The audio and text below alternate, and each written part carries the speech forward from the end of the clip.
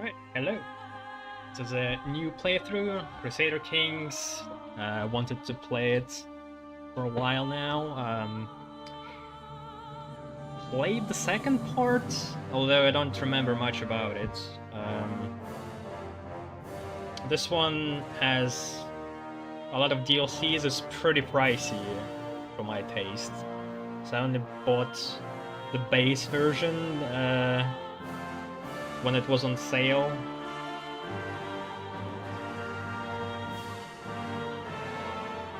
We'll see how it goes.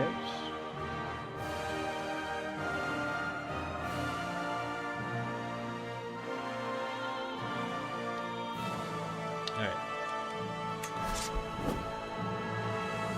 Crusader Kings 3 is a deep strategy game of dynasties and intrigue. If you are new to the world of Crusader Kings, we strongly recommend you play the tutorial. In the tutorial you play as Petty King Murchad, a ruler in Ireland. Lead your family and dynasty to defeat your enemies and become King of Ireland. Okay. Sure.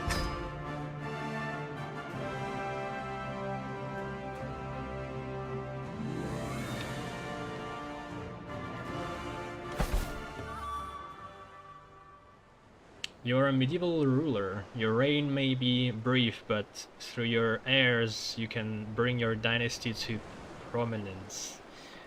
Land is yours for the taking by way of the sword or through marriage, while clever diplomacy can extend your reach far beyond the wildest dreams of any conqueror.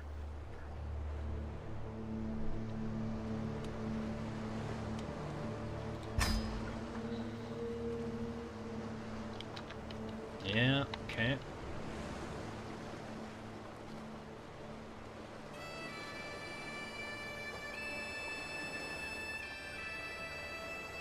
Realm capital. The realm capital is the holding where the ruler and their court resides. The holding has a tax bonus and is always inherited by the primary heir. Occupying the realm capital of an enemy in a war gives a significant amount of war score and sometimes lets you imprison members of the enemy's family. Okay.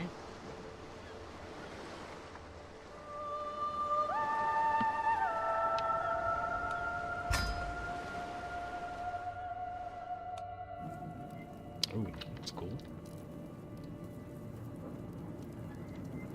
Kumania.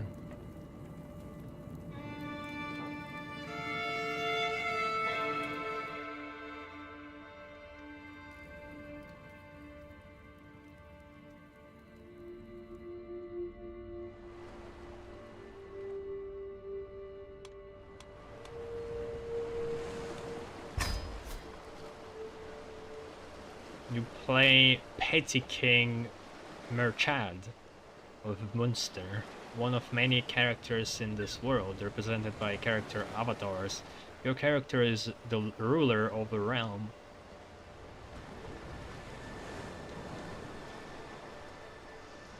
I like these little glossaries.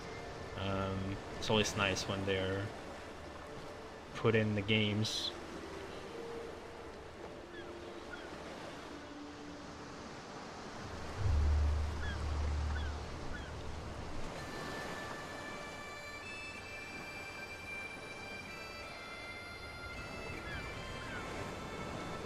Within the diplomatic range. Can you go beyond? Can you go into a diplomatic range? Learn what that is? And it just disappears.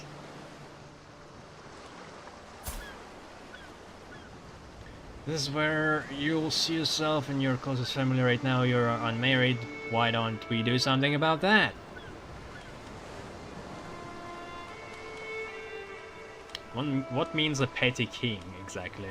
Like, petty in the sense of his character, or it just doesn't have much? If you ever get one... click on the character to the center. Okay.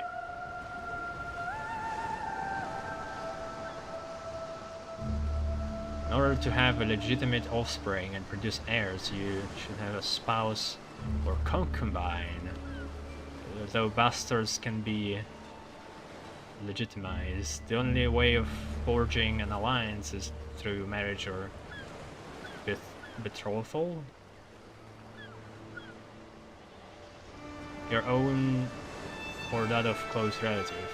Your main spouse is also a member. So if you want to have a great kingdom, you just need to pop a huge amount of babies, legitimate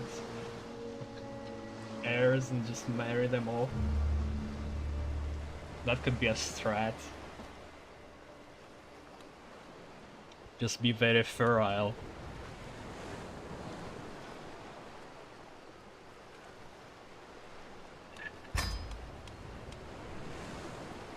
Crusader kings, it's usually a good idea to have a spouse. They'll assist you in ruling your realm. My cat wants out. Hold on, everyone.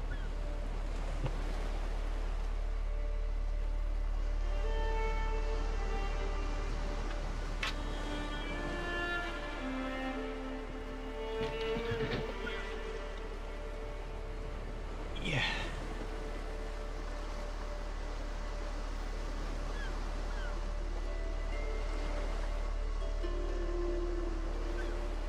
On the right, you can also see your heir.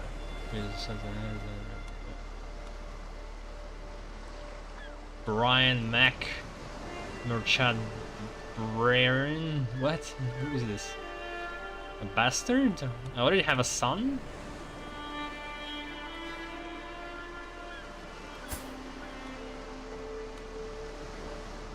When did that happen?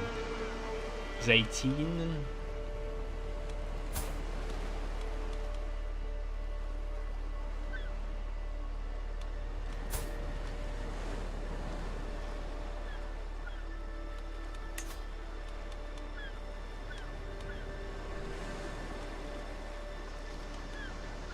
$16?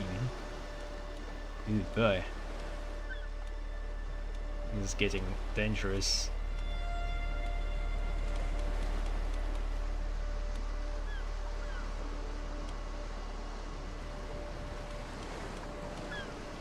Relevance.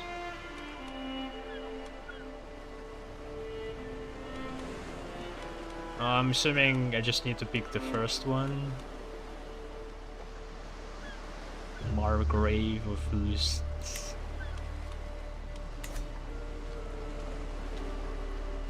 And we are at... Wait.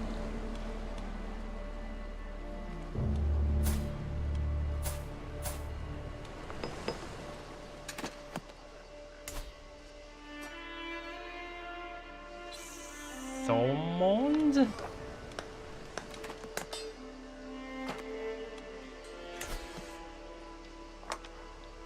Earldom of Thomond.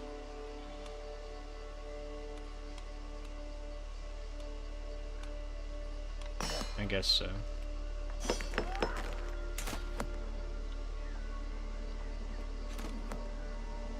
Wait. I also hold that. I guess this Munster is the fief, the whole part.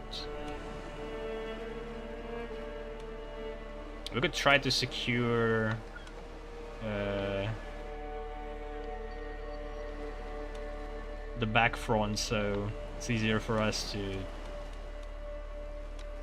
fight off any invasions, so we don't have to fight on both fronts at the same time. Do you have somebody to marry off? Desmond?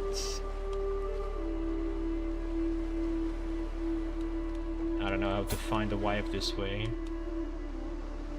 Lifestyle inventory? What?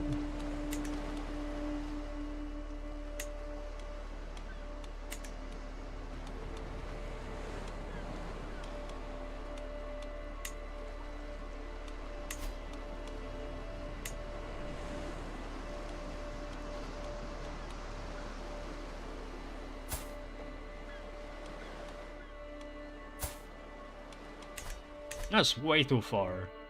Holy Roman Empire? Why do they even want to marry their offspring to this guy?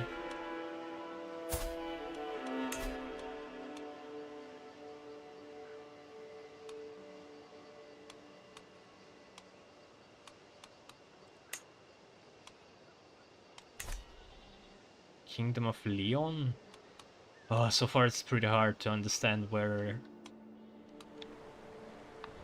those kingdoms are.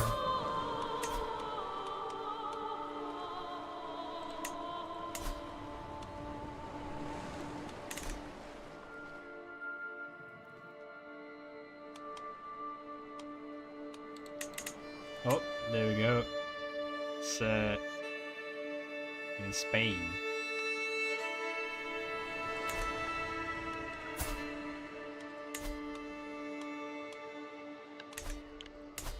How does this guy look? Earldom of Desmond. A horse.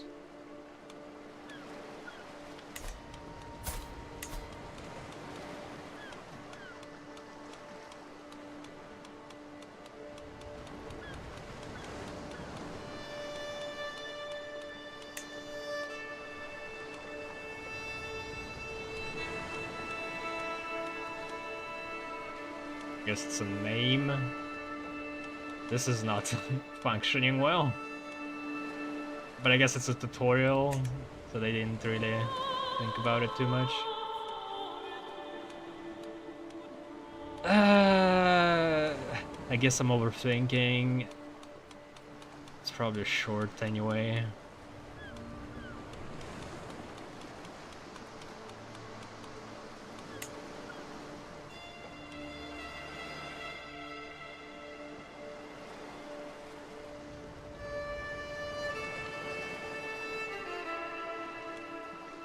She's 29 though.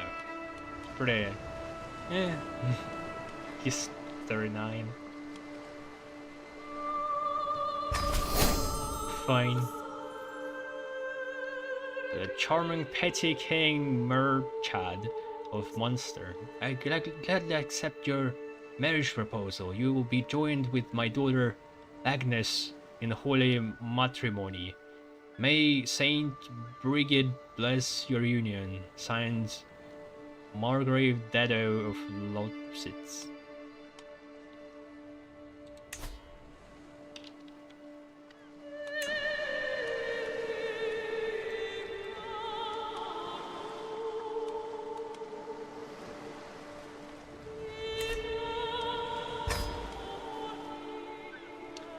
Take a look at your character's traits. As you can see, he's temperate, gregarious, which means enjoys spending time with other people. Impatient. Stewardship. That's oddly Mountain Blade related. Diplomacy, attraction. Scheme phase length 10 days faster.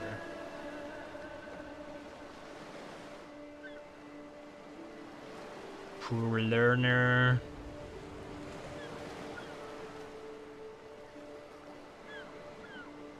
Faster travel speed, but less safety. Charismatic negotiator.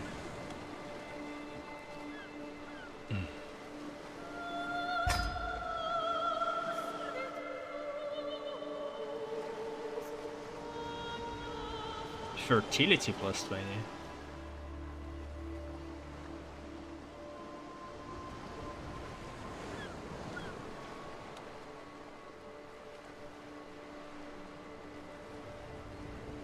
Okay, so there's only 6 skills. The characters, he's really not the best learner.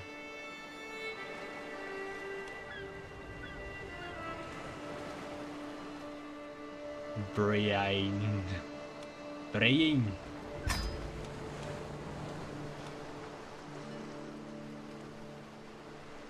Next, let's take a look at your domain, which consists of all the land you personally own. An overview of your domain is displayed in the highlighted section.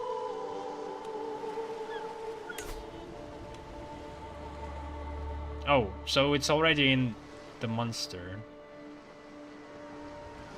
I thought it was divided when I last looked at it. Okay then.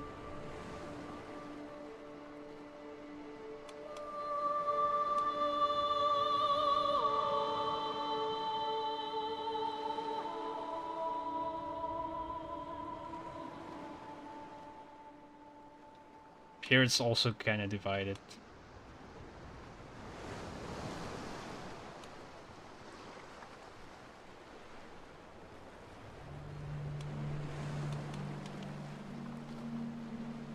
Five claims.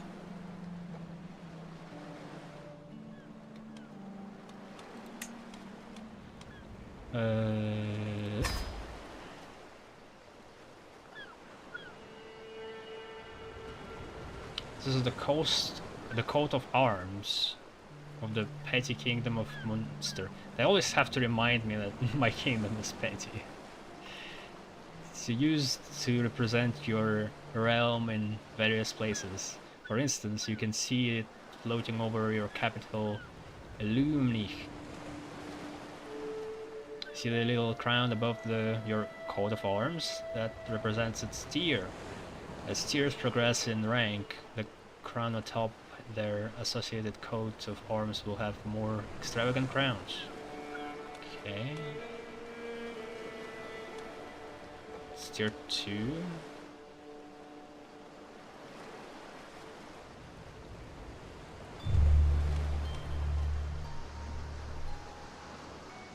I don't know.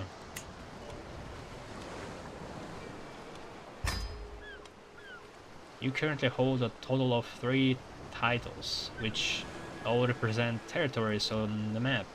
Your primary and most important title is the leftmost one. Petty Kingdom of Munster. Very important sounding.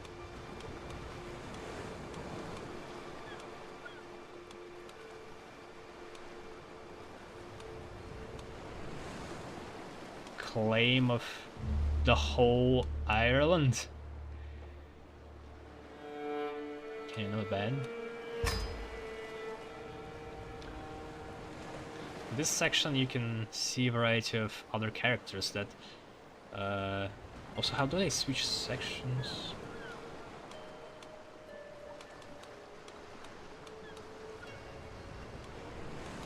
Not sure.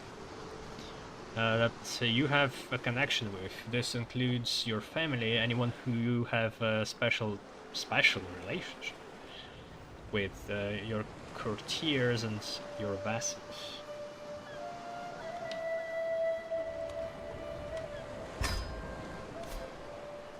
Let's take a look at the bar on the right side of the screen. There is a few buttons here, but to start out with, we are interested in looking at your realm.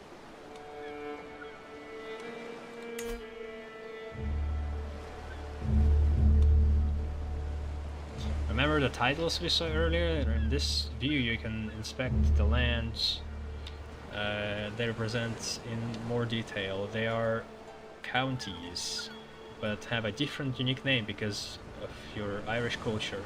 Counties, or in your case earldom, are made up of smaller pieces of land called holdings. A holding can support several buildings, which provides various effects.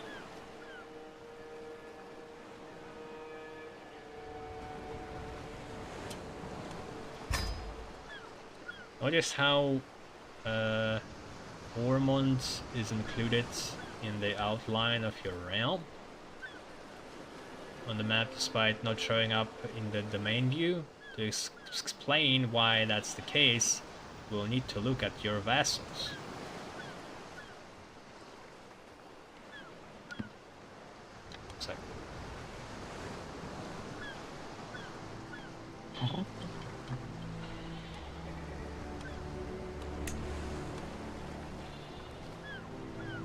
Earl Rugnaver 2.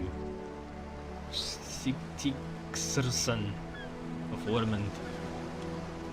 This is a vassal, another ruler who assists with the administration of your realm by ruling over a county outside of your domain. As the liege to a vassal, you receive payment in the form of taxes, gold, and levies.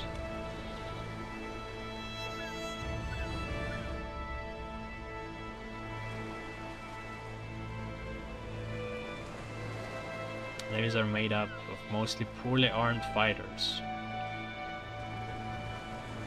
and are considered their own unit type.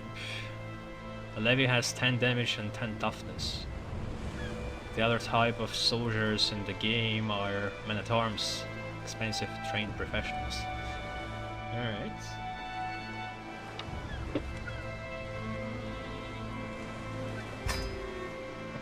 There is an important difference between your domain and your realm. Your domain is the land you personally hold, while your realm also includes all the land held by your vassals. Your domain limit greatly discourages you from holding an unlimited amount of titles yourself, meaning you will need to rely on vassals to continue expanding your borders. I have a limit? What's the limit?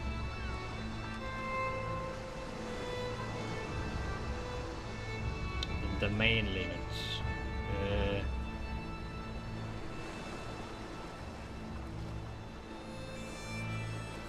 The domain limit is affected by many things such as stewardship skill, succession law, and the tier of your primary title. Although you can go above your domain limit, doing so will lower your income and vassal opinions.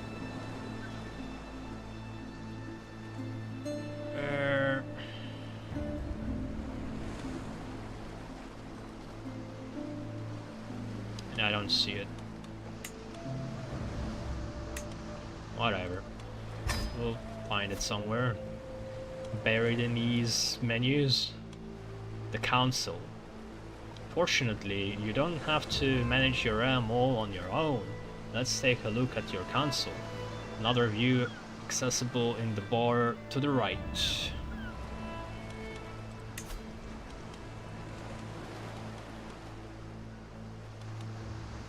This is your council, which consists of 6 councillors, your spouse included. They can, for instance, collect taxes or find secrets through councillor tasks. Let's try using a councillor task. Wouldn't it be nice if you had another county within your realm? To accomplish that, you'll need to claim. You can have your realm priest fabricate one. But don't I have a claim on uniting the whole Ireland anyway?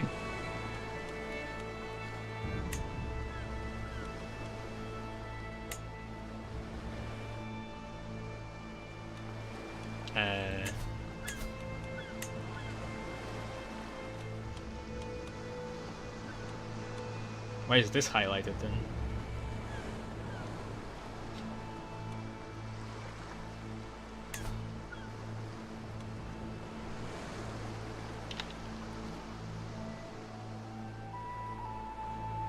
%100% chance?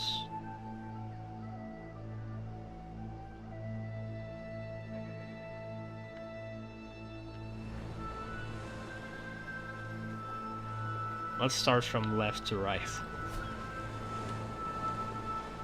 Good job, your counselor is now working on getting your claim.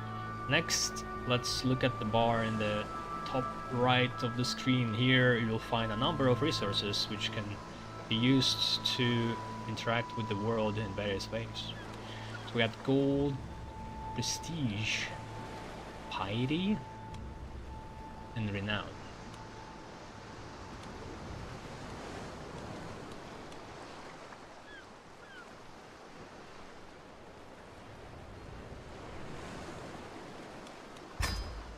Gold is a measure of Your wealth can be used to pay for a number of things, including buildings, armies, and bribes. Generally speaking, having a good stewardship skill will help you in your gold-making endeavors. Prestige represents your social and political clout. As you gain prestige, you will also increase your level of fame. As a resource, prestige can be spent to make secular decisions within your realm. A high diplomacy will help you earn more prestige. Piety is a resource that reflects how virtuous your character is. It can be spent to interact with your faith in various ways, such as declaring holy wars. Your level of devotion also increases with your accrued piety. Accrued? Focusing on learning might be a good idea for particularly devoted character. Well, isn't that counterintuitive? Renown represents how influential your dynasty is and can be spent on decisions that will shape your family's future. Renown is tied to your level of splendor. What? Measure of how famous your dynasty is.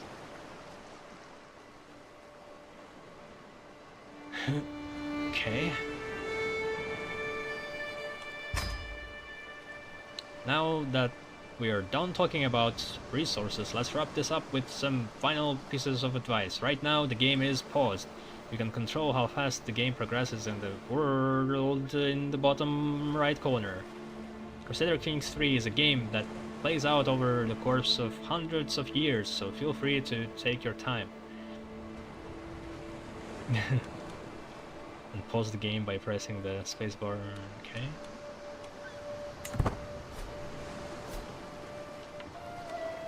Congratulations on completing the quick tutorial. The game is now unpaused and time is progressing. From this point on, it's up to you to shape the future of House Brienne. So when is the end of the tutorial? You're free to do whatever you want to, but keep an eye out for reactive advice appearing at the top of your screen. Who knows, maybe you can even become the King of Ireland? Maybe that's the goal of the tutorial. Oh boy. Alright.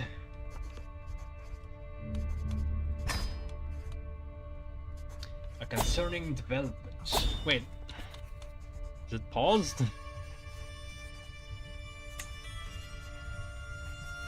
Now it's paused. Late one night, my acquaintance Aid comes knocking on my chamber door. Neighboring a ruler.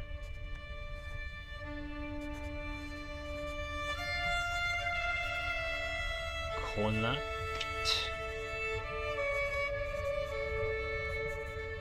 What is that?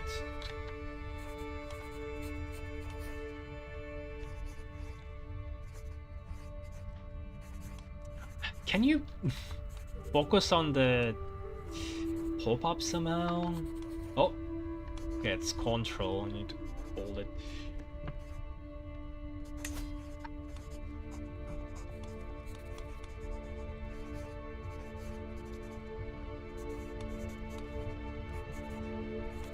Show it to me.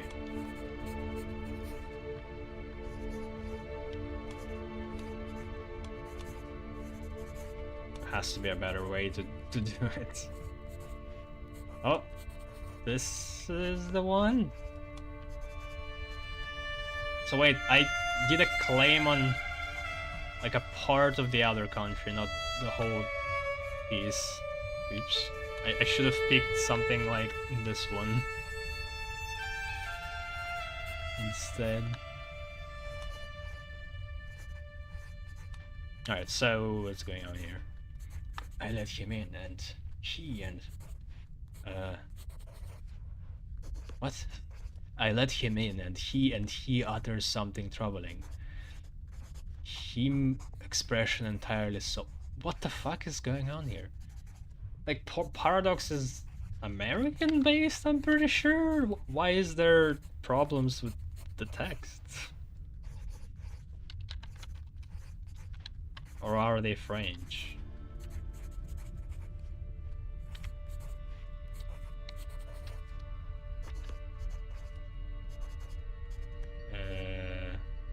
Wait, Swedish?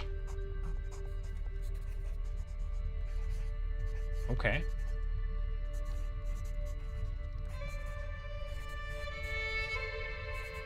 Still, it's pretty bad. What the hell? Im expression entirely solemn.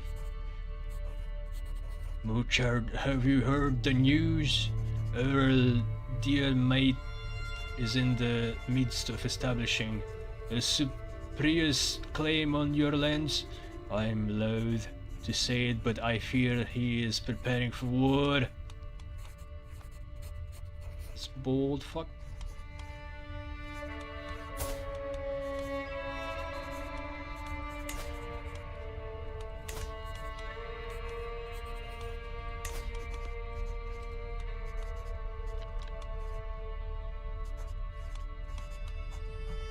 Okay.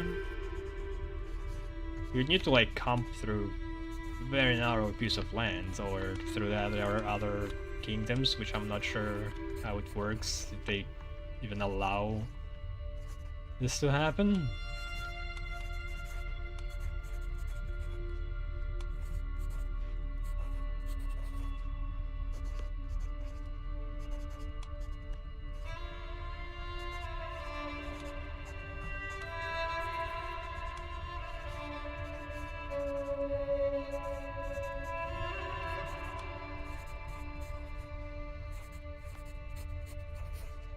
By choosing this option, you'll attempt to befriend Earl Diarmait, potentially making a new friend and avoiding war entirely.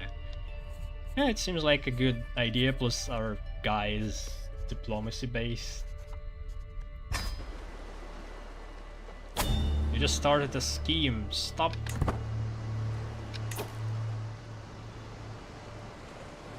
Schemes are long-term goals aimed at another character. They can have hostile goals like trying to murder or abduct your target, or become wholesome, such as be more wholesome, such as the friend scheme.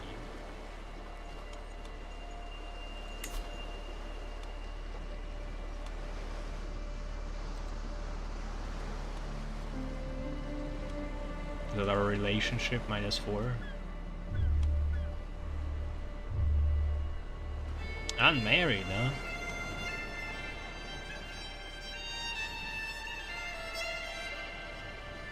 Dishonorable quarreler.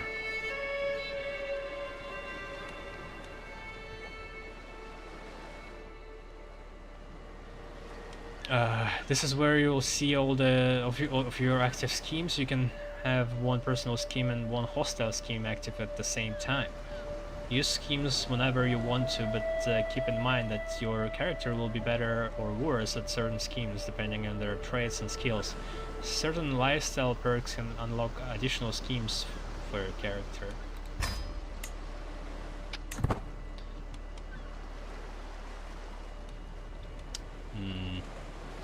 So it's just going automatically. Success chance 5%. It's a very small chance. 10 months.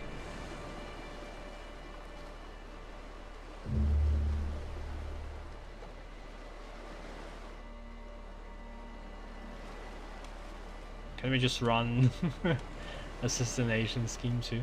But I think our guy is poor at intrigue. Very bad.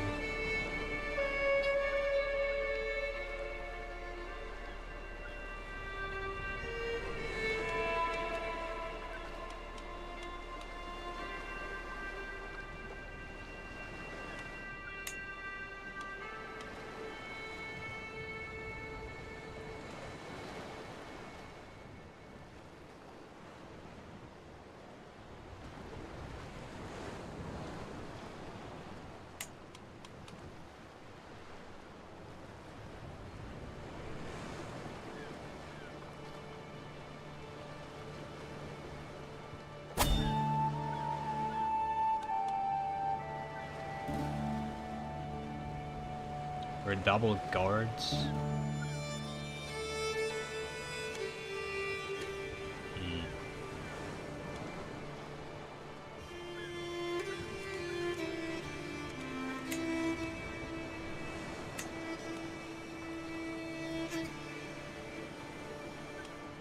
So this is counter schemes. How do you initiate normal schemes like assassinations?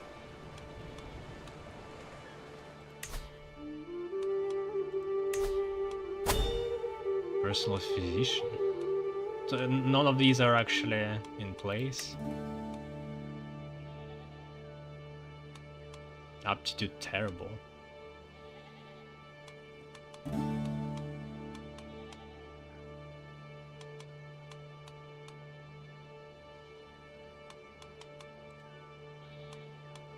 But I'll have to pay them.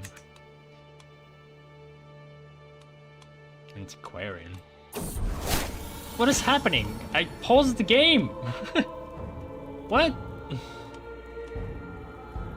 My mortal body. Petty king is... or peasant, high or low, it does not matter. In the end, we're all mortal. I was reminded of this as I woke coughing in the early morning. Hours, a dull ache pouring through my head and throat. My body is wrecked by shivers and weakness, my head leaking from every orifice. Surely there must be someone in the realm I can get to fix this cursed condition. Just so I was looking at physicians. So, I thought I paused it. Stop!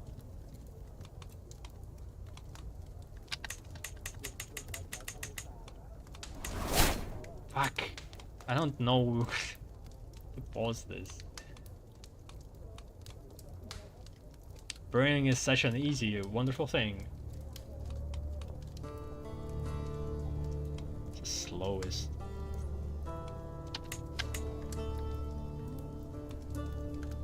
A little miracle one rarely gives a moment's thought. Now, as I struggle to keep my breath, even the cough attacks are followed by stabbing chest pain is constantly at the foremost of my mind.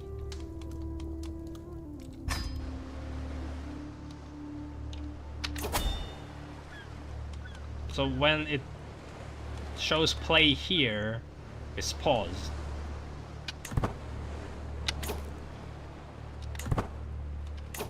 So, are we looking for a physician right now, or what? Or do I need to do it myself? Encyclopedic. There's many concepts and terms that you can learn about. If you find yourself wondering about a game concept, you can open the encyclopedia, follow the highlighted UI to see how to do this. Okay, this one. F10. Usually it's like on F1. Like an agreed upon help. What's on F1? This? Okay. I guess they have like menus on this.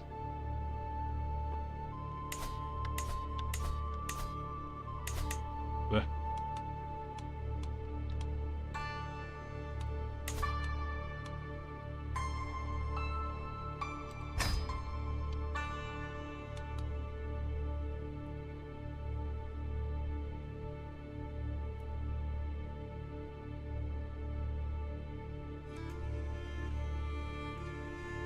Abandoned celibacy.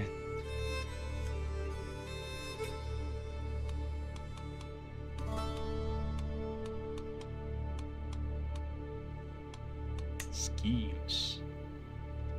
Abduct, befriend, challenge status, claim throne, convert to convert to introduce a target into witchcraft in hopes to grow their coven. What? Romance. Damage legitimacy, depose, overthrow, elope. Boundary disputes. Successful boundary dispute will result in a neighboring county being transferred from the scheme target.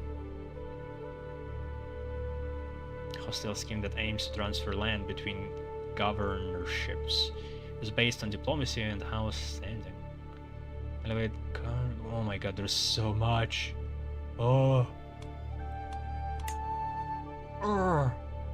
Jesus.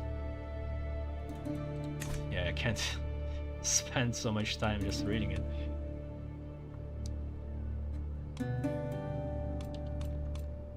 Dying? Already? It just started. If you have a player heir, you will continue playing as them. Your vassals may not be as loyal to them. Therefore, it is a good idea to not spend too much gold so you can afford mercenaries or gifts.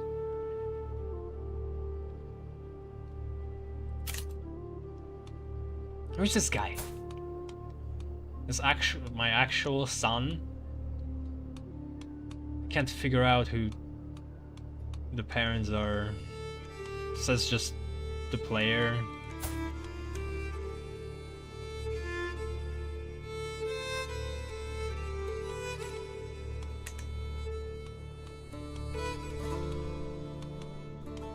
Oh, he doesn't have a spouse.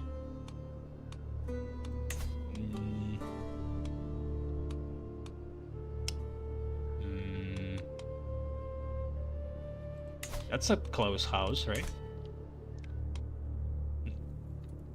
A wheel? Nope. London. The Holy Roman Empire again.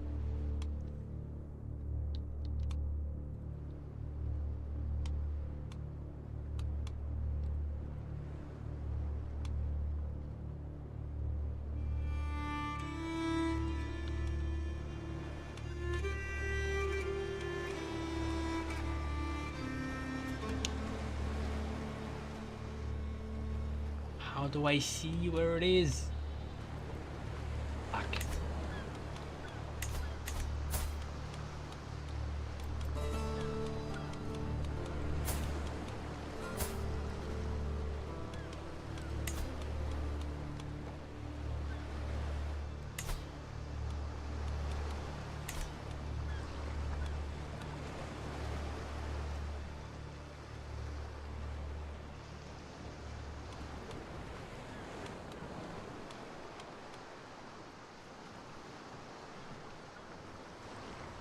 Do they even have lands? Maybe they're like just nobles.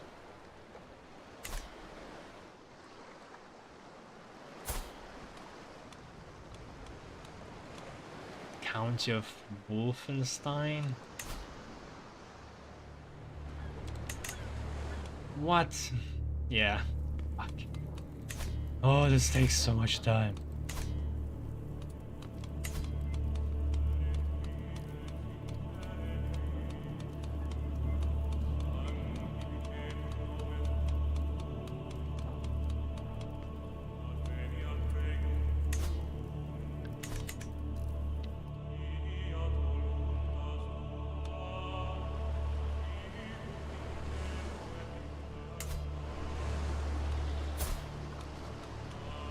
They have children.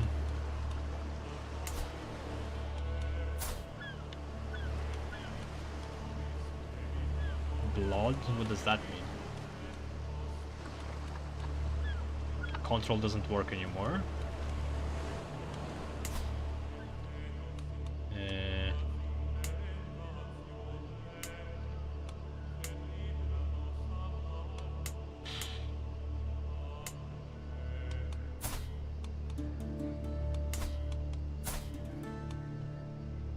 Just all got men. Oh. Secondary spouses.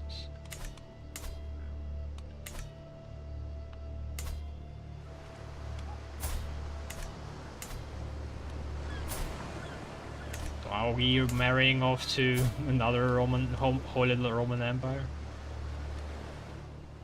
Oh, who's this? Eleonora Nikulda dal Fiatak 25. Doesn't seem to have a husband? Oh, never mind. Is this her husband? Yeah. Shit.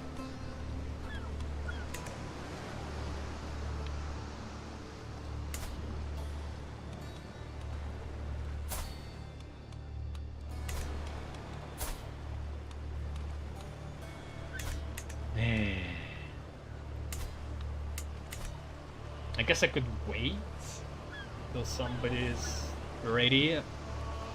Because just marrying off to Holy Roman Empire doesn't seem like a amazing idea, although heirs are going to start coming in.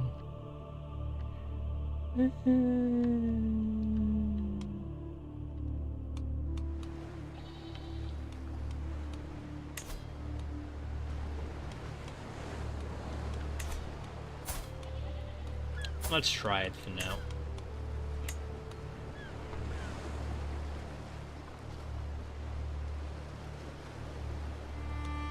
She doesn't like us.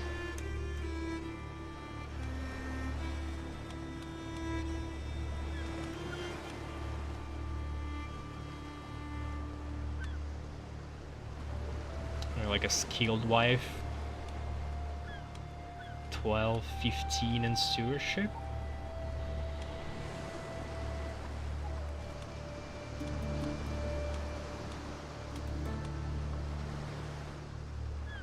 '15 in intrigue.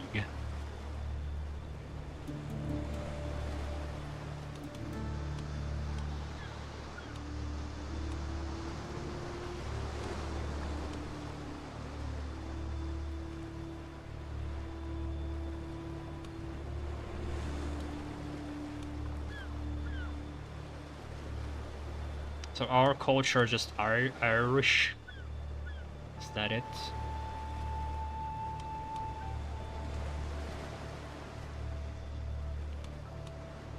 Different language.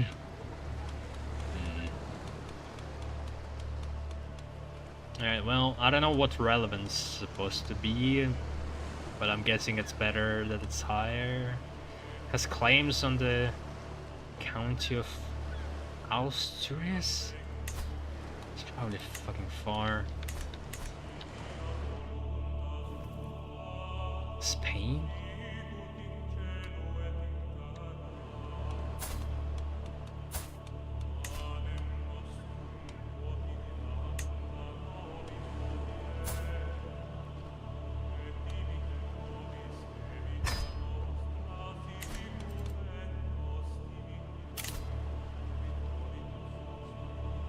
Tooltip modes. Control how you access highlighted texts and info in tooltips. In other words, how to lock tooltips so you can move your mouse into them.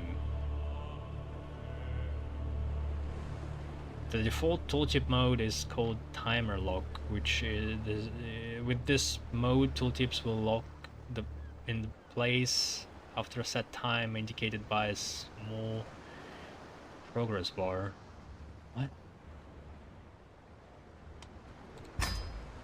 If you're an experienced player or just prefer to not have your tooltips lock automatically, we recommend trying out Action Lock. This mode you press the middle mouse button to lock tooltips. You change tooltip modes by going in the game. Okay, I'm not sure what tooltip is supposed to mean exactly. Like any pop-up? Lifestyle. I'm about to die. Lifestyle choice. Focus on understanding people and their motives, how to handle realms and how to win the unwavering loyalty of your subjects. Diplomacy education, 30% more experience in this lifestyle. It makes sense. Ooh, trees. So it's already upgraded?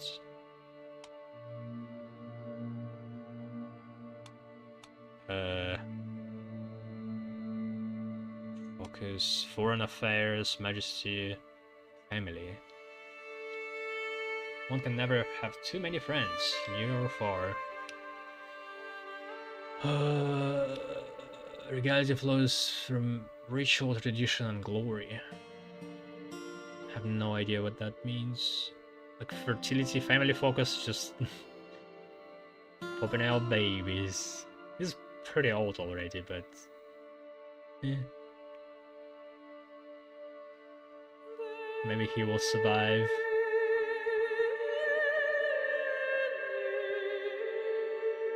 And Foreign Affairs seems like the better one.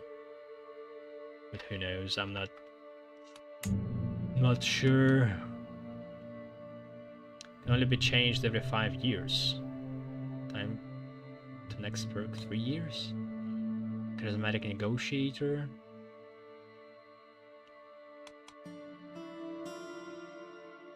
That just gives me +3 diplomacy. This gives me prestige +1 and +1 diplomacy. Okay.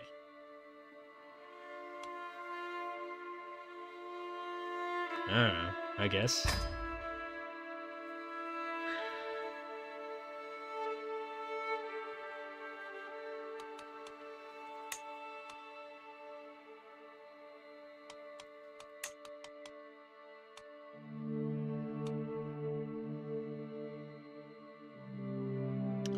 Stress.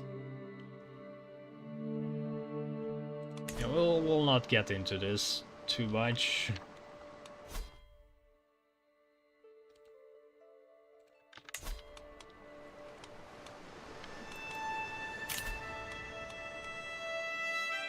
Alright, I guess we need to find or add personal physician. Stop! Why things are popping up still? But fuck. Cancelled whatever that was. Alright, average.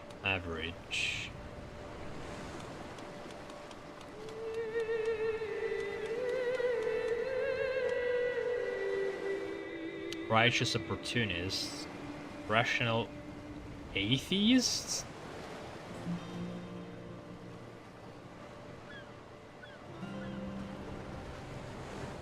This character is very cynical and is significantly more inclined to ignore faith and politics, accept demands from faith-based factions and use faith... Okay. I'm not sure if there has been a lot of atheism in the Middle Ages.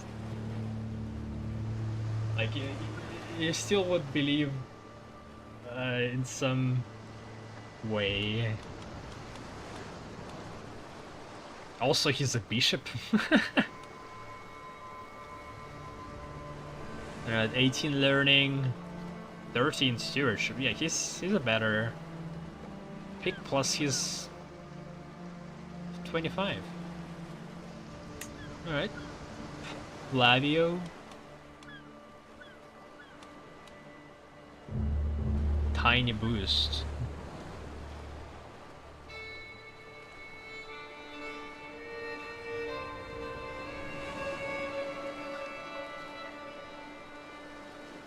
So this costs me anything or what? Oh yeah, money. Suck me rain, Ray. Control plagues. Can you cure me instead? Advanced research, skills.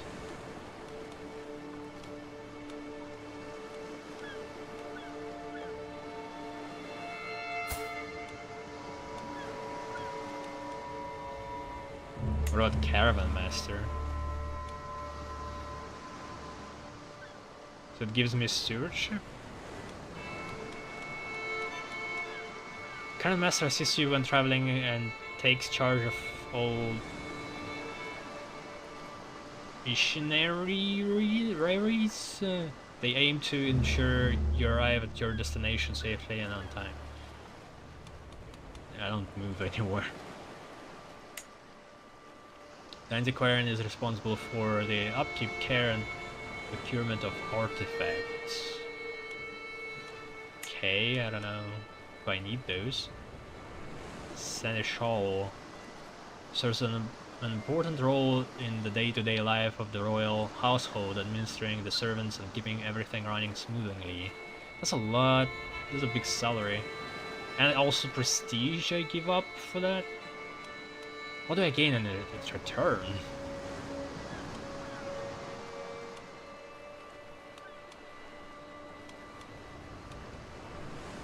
Crusader. Oh, everyone's banned.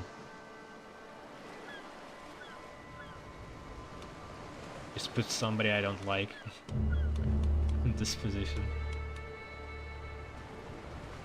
Sadistic.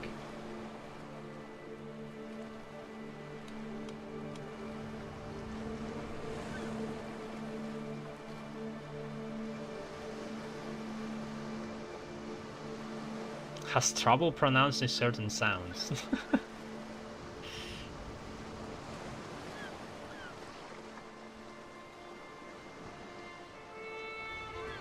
That's a good gesture. My half brother. You'll like it. Oh, minus 20 opinion. Oh no.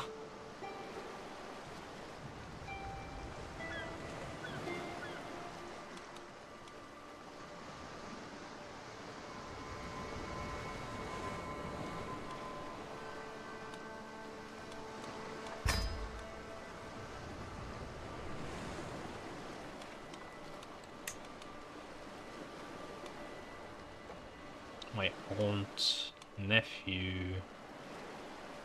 Oh, the heir. Maybe he will learn something. So what's his skills? Martial mostly. It's also impatient. Generous. Diplomacy +3. And arrogant.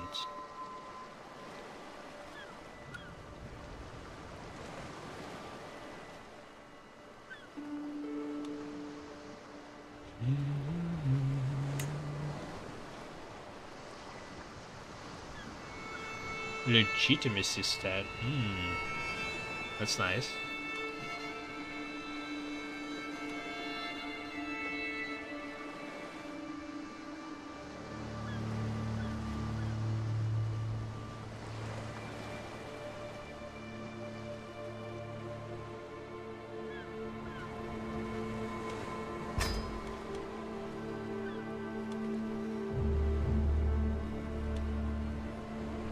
Master of the Horse? Responsible for their lieges, majestic steeds, and stables. They have their works. Wouldn't that be just Caravan Master then, as well? Like, why there needs to be like 2 people for that? Their work cut out for them, since well-kept horse is a boon, both on the battlefield and on the road. Oh, we have excellent Masters of Horse. Number of knights. Travel speed. What's this? Nephew. Cousin. Okay, we got 3 excellent. So what exactly contributes to this? Prowess and martial?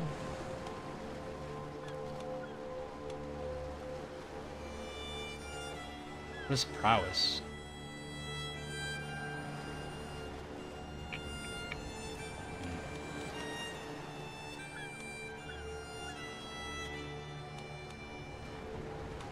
This guy has very high diplomacy. It's better for him to be somewhere else. I guess this guy? 18?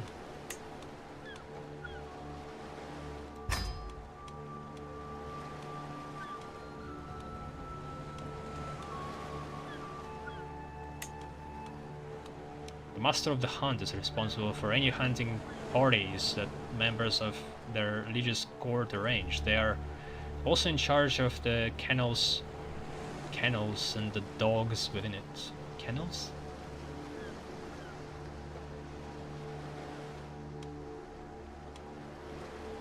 Prowess and learning.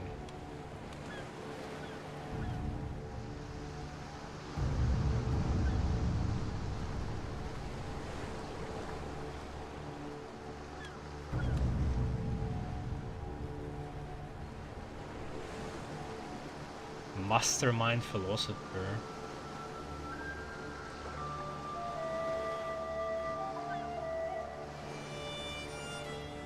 Should I put him there? An antiquarian. He's actually the only one who's getting to average. Alright.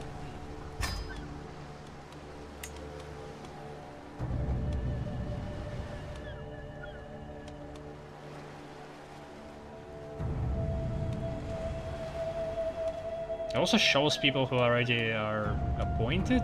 Can I appoint on 2 different professions at the same time?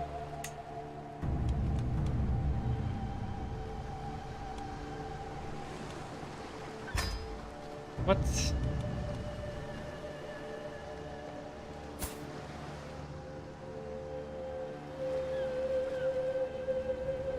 Okay, well, sure.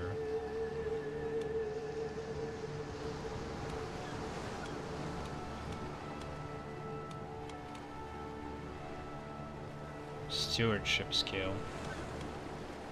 I think we have a wife for the son who has high stewardship, but she didn't arrive yet. We can wait.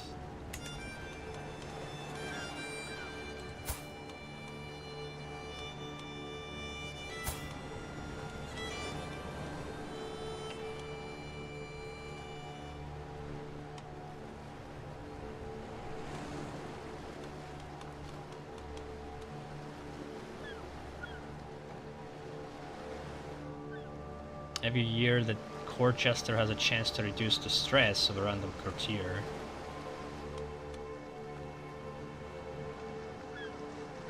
Up to 2 courtiers can be targeted every year.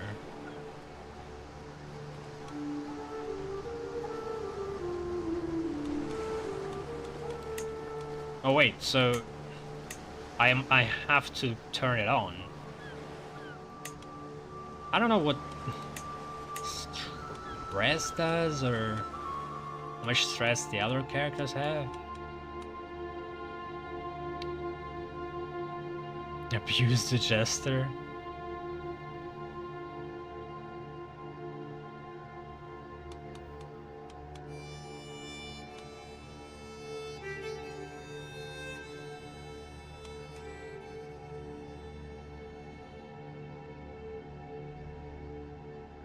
I guess improve skills.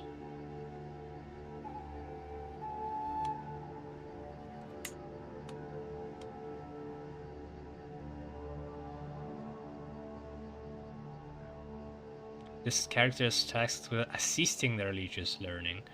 No, our religious is pretty dumb.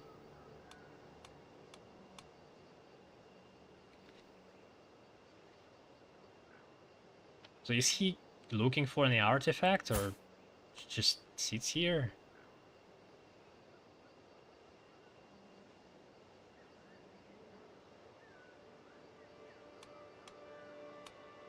Must...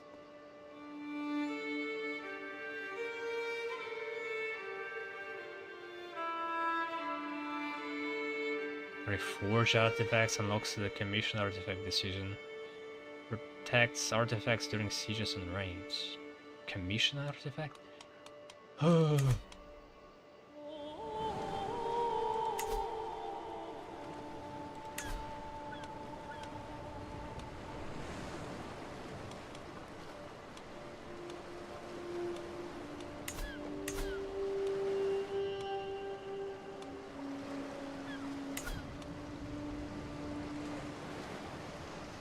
What's my stress?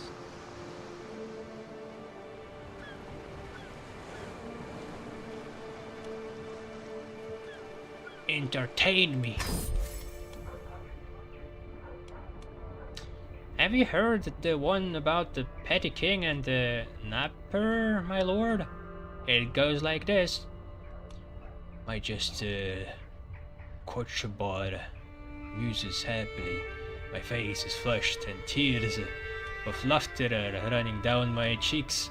Where does he get all the jokes from? It's hilarious. Perhaps it's time to get back to work. Lest I die from laughter. Oh, you'll die from pneumonia pretty soon. Wait, what? There's actual chance of dying? 1%? You gotta be shitting me. Go on, tell.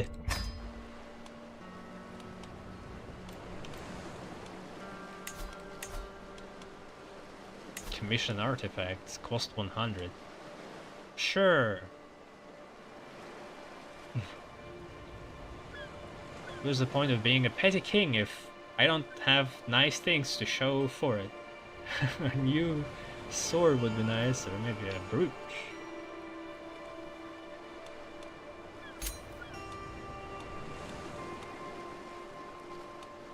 Sword?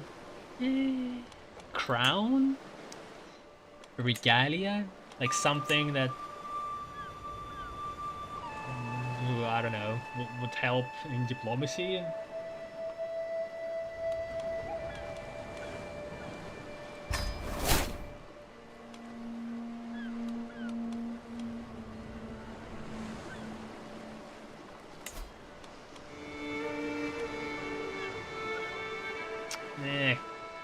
I'll wait for Caravan Master and one of Knights. Okay, I do have a lot of prestige. As the petty king of Munster, I have brave knights to defend the realm and conquer new lands.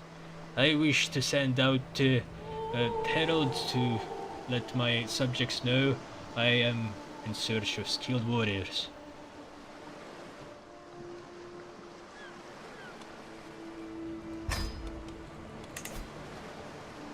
Claimants. In order to extend my realm, I must have valid claimants on foreign land. Luckily for me, there are many claimants out there who would be willing to become my vassals in return for military support. As a person with one or more claims to the titles ruler, claimants can press these by using claim casus belli to declare wars. This casus belli can also be used to press claimants of vassals. Okay, I guess. Sure, we'll try it.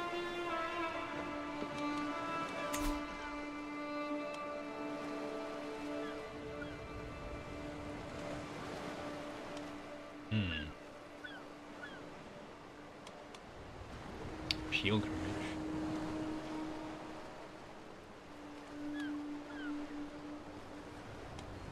That's like a lot of money. So this +2 per what, per day?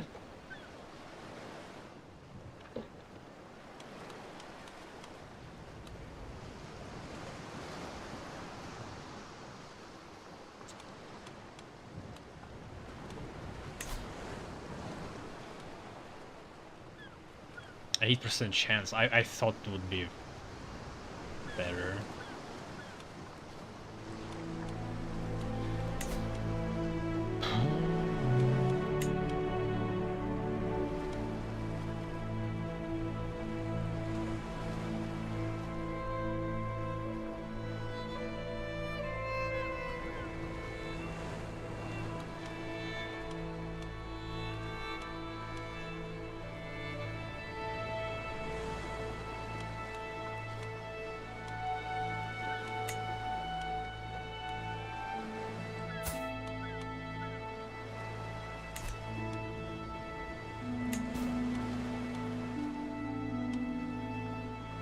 You can vassalize Earl Muradak Vakardak.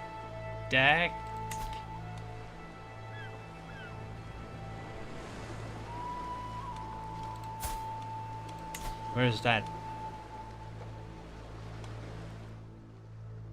Show it to me. A hand? A horse? Isn't he already in my domain?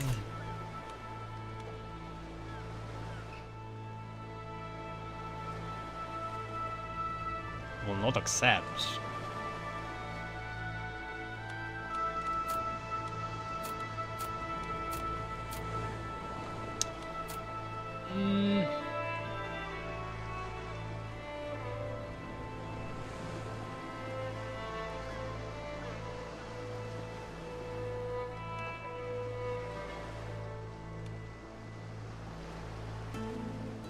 High intrigue.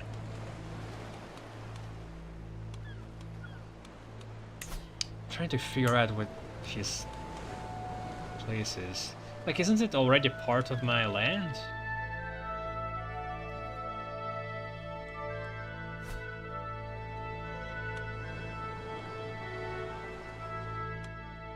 Like, I swear it was Munster before, and now it became Split again.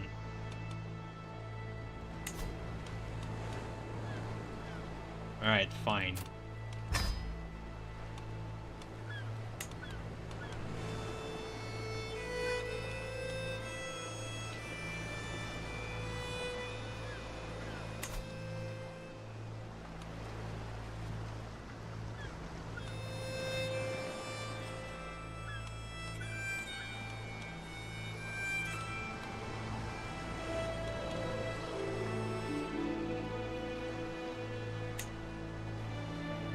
Club-footed.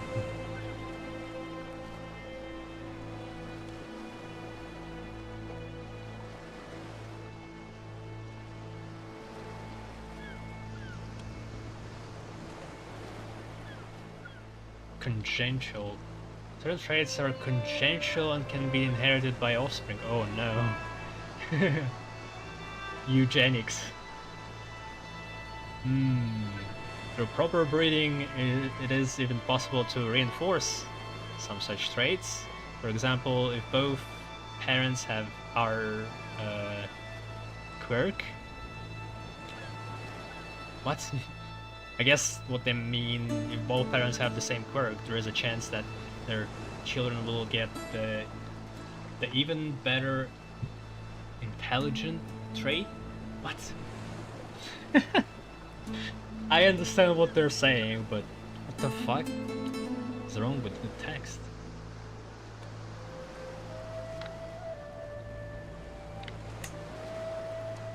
They both have the lisping, so maybe it's not the best idea.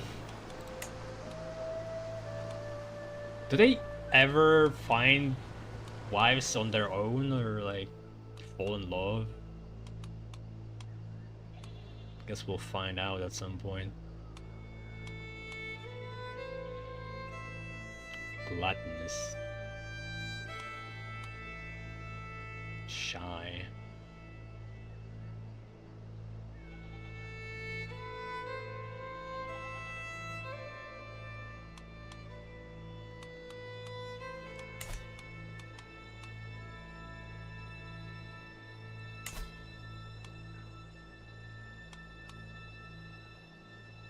Didn't I already choose someone?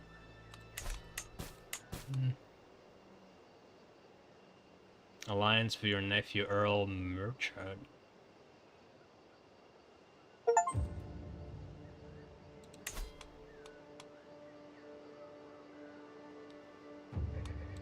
Where is that? Is that the one that is trying to invade me?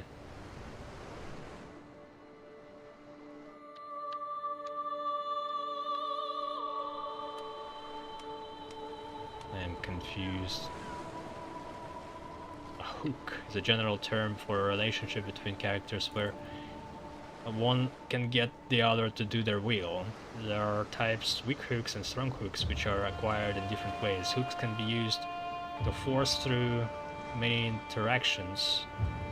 For example, marriage proposals and vassal contract changes. A mutual alliance. What does that mean exactly? An alliance diplomatic relations between two rulers, independent rulers can call on allies to join each other's wars. Alliances are created and maintained through a marriage or betrothal, as long as the two characters that are wed are closely enough related to the two rulers. For example, if a king marries off his daughter to another king's son, the two kings become allies. Lieges can also create alliances with their vassals. The liege cannot call the vassal to war, but prevents them from joining factions.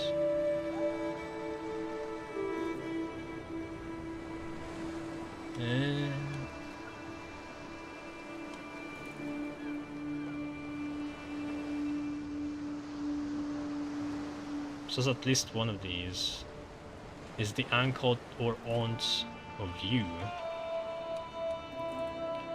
Okay.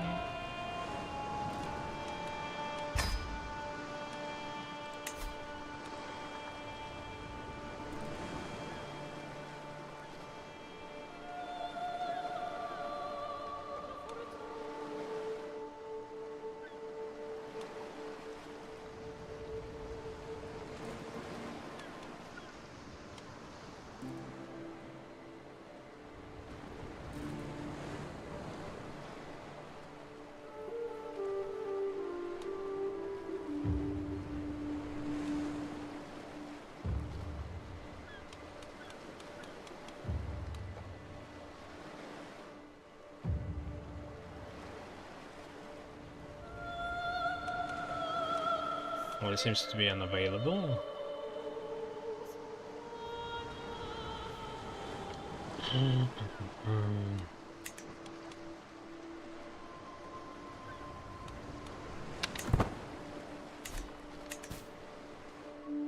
It's on.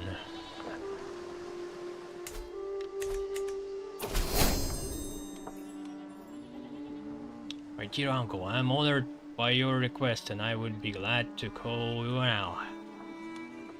Marvelous news.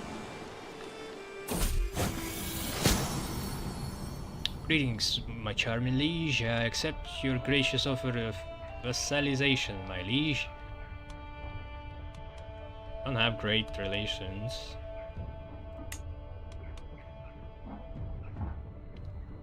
Pneumonia, court physician. Finally, my servants have found someone who might be fit to serve as my physician. Either way, I fear I cannot afford to be picky now.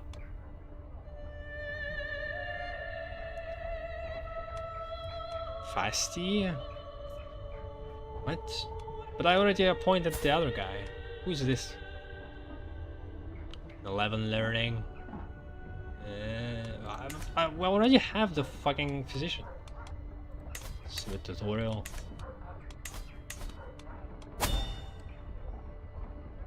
Why is there two?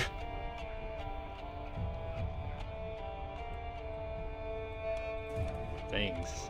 Yeah, it's Flavio.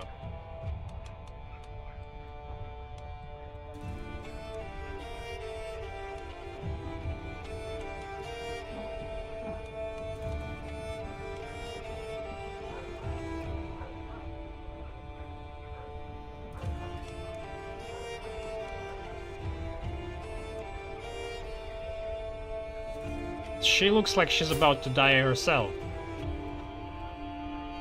23? What? Lowborn? 7 learning? I already have a physician, what is this? Malnourished? Novice physician. I guess they're not a physician technically. They're just learning to become one.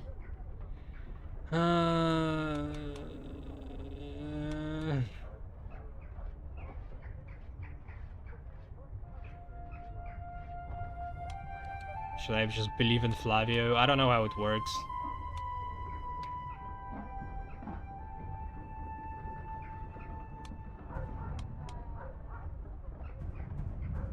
Flavia loses 30 opinion. What? Wait, 10 years? Jesus.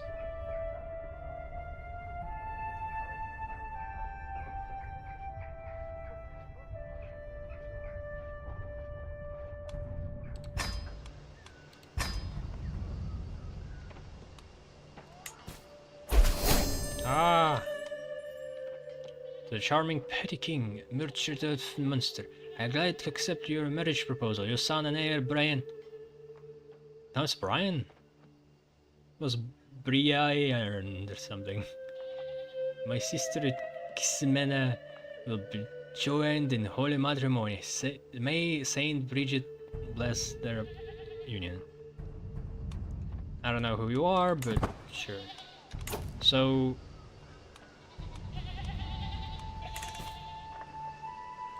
court position. I can find...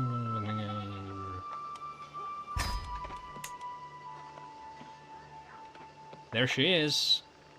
She is average, but has 15 stewardship, so probably pretty good. Paranoid -10, what the fuck?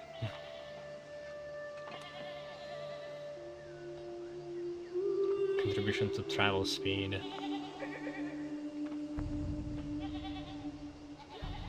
Learning and stewardship contributes -20 because she's a coward. Fuck.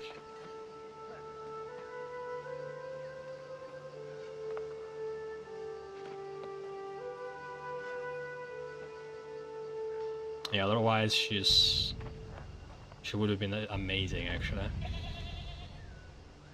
-8. Okay, well, I don't have anyone better. Salary when travel starts, +5.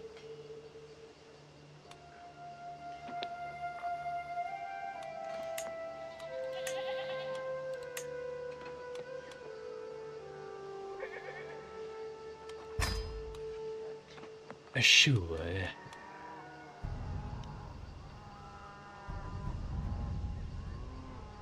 Safety and speed will be increased by 0. That's why it is increased by +1 every month, up to +10. Can I increase this value and then just stop and it will be locked in? Or do I need to do it and then travel, otherwise it will diminish over time? So much stuff.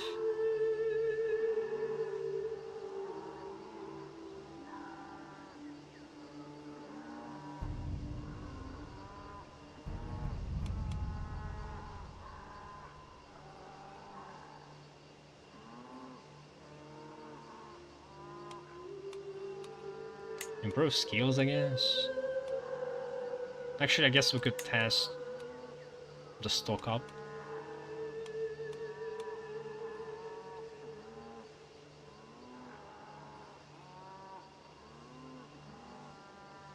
Organize court. These characters are organizing the court to ensure everyone are doing their job. They have jobs.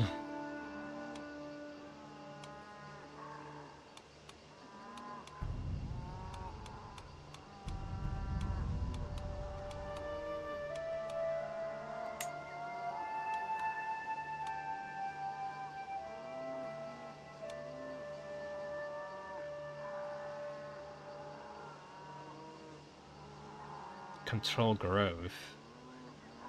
What does that mean?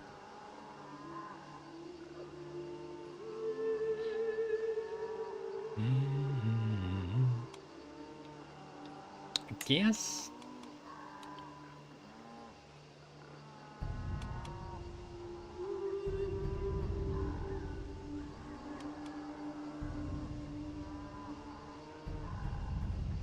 Extra prestige stress gain. Every year, your Master of the Hunt has a chance of sighting a regular game for you to hunt.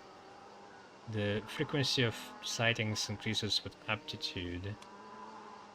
Dangerous game. More prestige. Legendary game.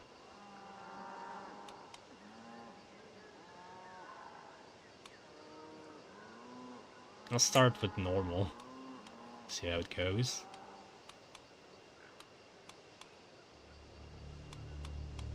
Jester.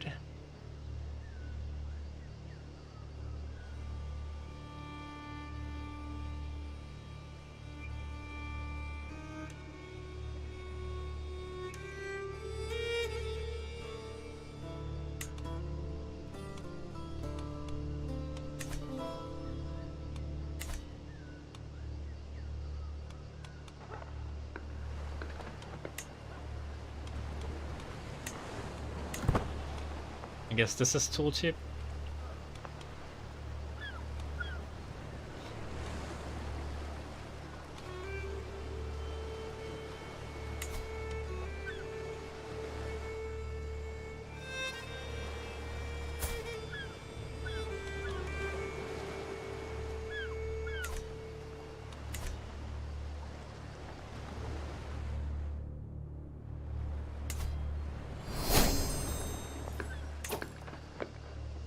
Basti heeded my summons and has arrived at my court as my guest.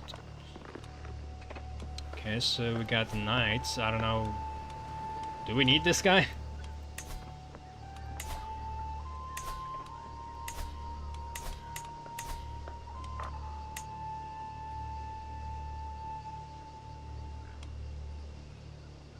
Brilliant strategist.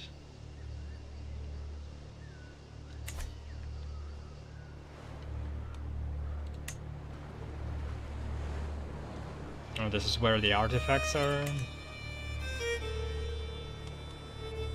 Heal me! Somebody.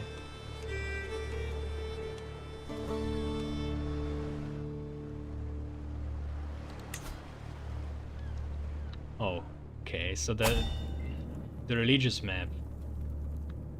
Or I guess not.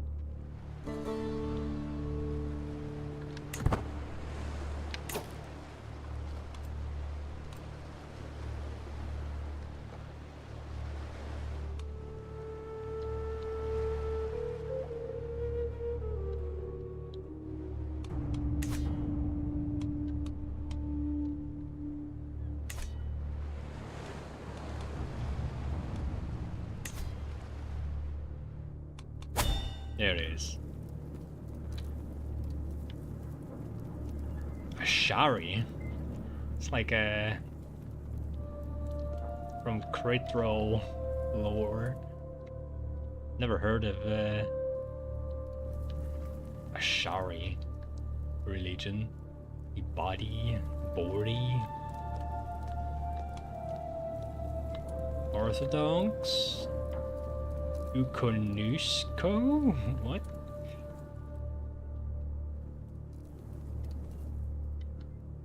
Vidilist?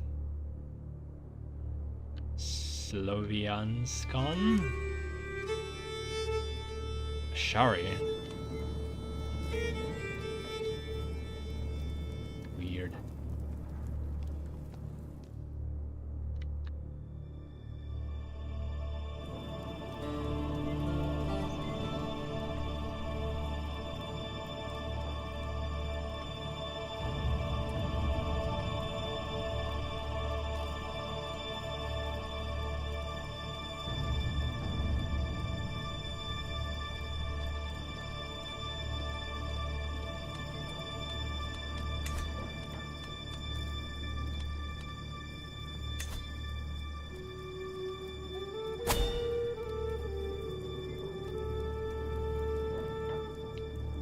Goidelic language.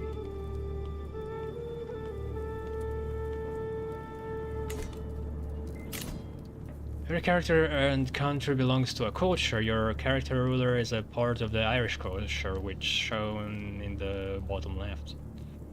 So what will happen if we have a child? Will they combine the culture or have a culture of the ruler? A culture is defined by its ethos, cultural pillars, and traditions. Each determines various benefits or penalties to all members of the culture. The ethos describes the core values of a culture. It is the main determiner of what traditions are available to a culture. The ethos of your culture, the Irish, is ceremonious. Prestige. Title creation cost, minus 15%. House opinion. And then minority vassal opinion, different culture, minus 10%. Ceremony of a court life is so integral to this culture that it forms a core part of people's social behavior, a place for everyone and everyone in their place. What the hell is minority? Vassal. I feel that their faith or culture is marginalized by their liege. Well, that's why the Jew was minus 23 relations, probably. Vassals of hostile faiths or cultures, less than 30% cultural acceptance often adopt this vassal stance. Uses the promote cultural acceptance consular task. So often change stance with about 30% cultural acceptance. Minority vassals dislike when their liege converts the faith or culture of a county as high crown authority. They prefer honorable and compassionate heirs.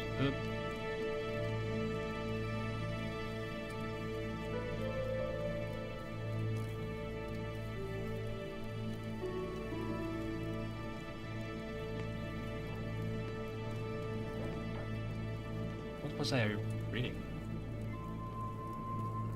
Minority somewhere?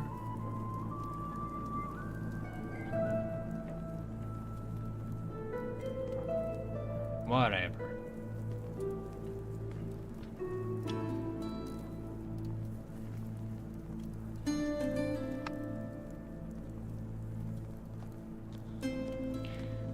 Pillars reflect the origins of a culture and also cannot be changed.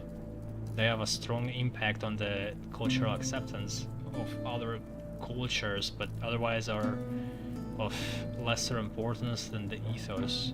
The traditions of a culture are more flexible, but can still be incredibly important to a culture. Unlike the ethos and pillars, traditions can be changed by the culture head, which is our next topic. Jesus. We got pastoralists. The cattle pastures line of the building additional bonuses. The counties of the culture. +1 prowess. All Irish characters. Disease resistance. Small boost. The construction of coops building unlocks the first 4 tiers of manor houses. Refined poetry. The poet trait with additional bonuses. The poet trait is more common. Characters of this culture perform better when appointed to the court poet. There is no court poet position. Poetry is considered a noble art in this culture, and many spend their time piecing words together with meaning and thought. Polygamous. Rules are allowed by gender law can have up to 4 spouses. What? Didn't they convert into Catholicism though? So maybe the gender law is not allowing it.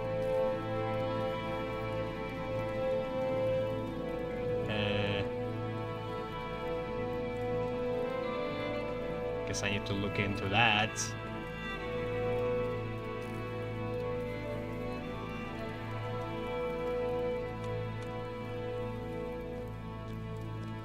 Maritime mercantilism. The trade port line of buildings can be constructed one era earlier. Coastal buildings in countries of this culture provide an additional 10% tax. The avaricious trade provides additional bonuses. Sea danger -25. Republic vassal opinion, what?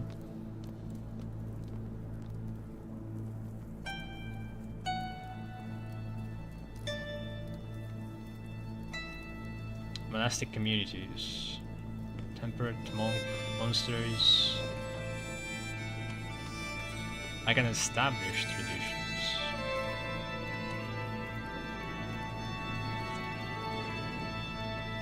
So this is pillars.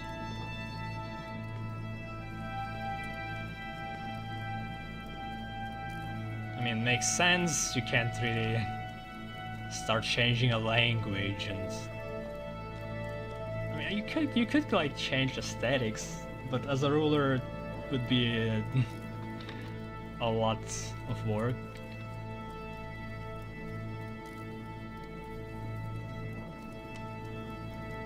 Alright, what's next? The culture head is the ruler of a culture with the largest realm. You are the culture head of your culture. But we are part of the Ireland. Also play an important part in the technological and societal development of their culture, which we will look at now. The culture determines which innovations you have access to, shown in the Innovations tab.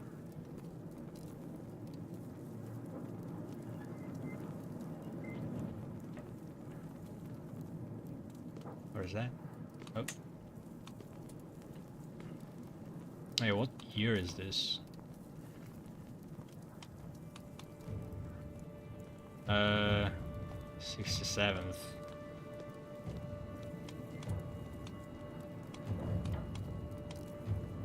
Innovations are the inventions and adaptations a culture can discover over time. Innovations give new bonuses, buildings, and men-at-arms for all members of the culture.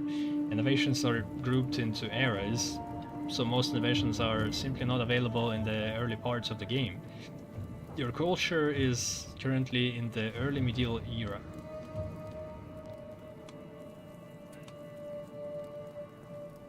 Tribal?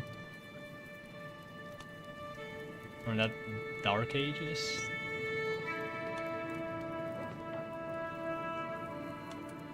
I don't know where medieval exactly starts. I think it's also not agreed upon exactly.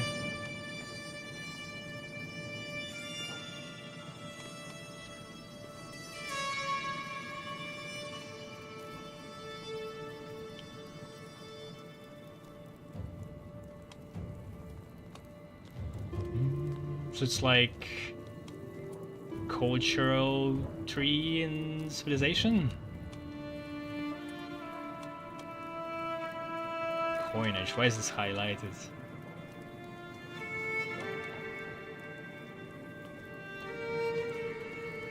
Fascination coinage.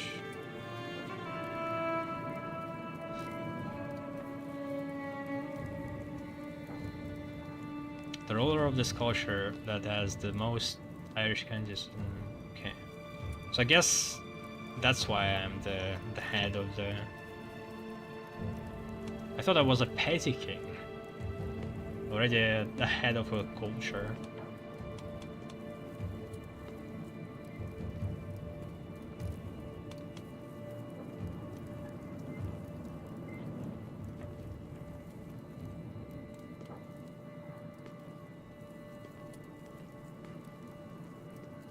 Development growth plus 10%. Measure of the local infrastructure and technological advancement in the county. Higher development increases the levies, taxes, and supply limit gained from a county.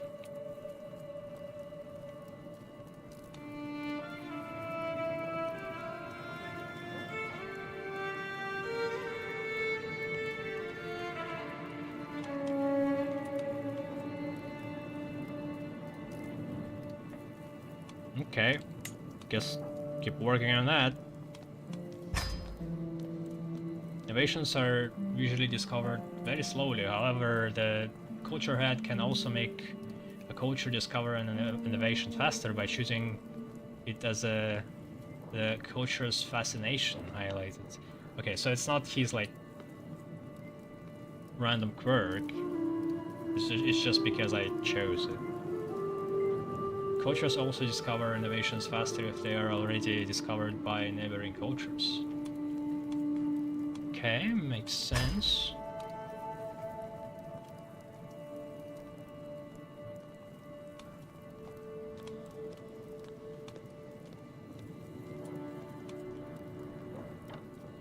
Got mango nails.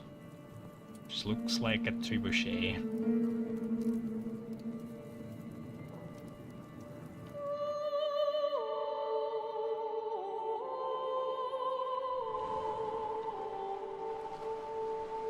I don't know when the Brits have their quarrels with Irish. I'm guessing all the time, so maybe we'll have a taste of that.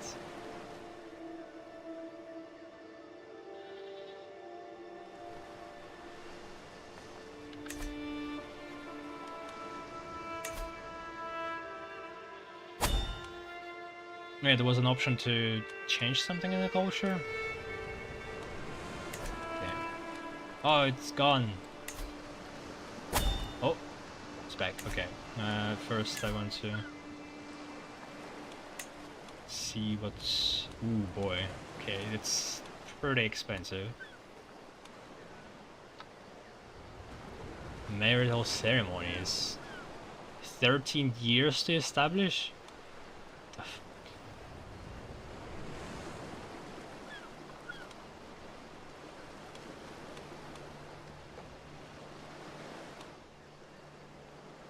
Well, in any case, I don't have enough for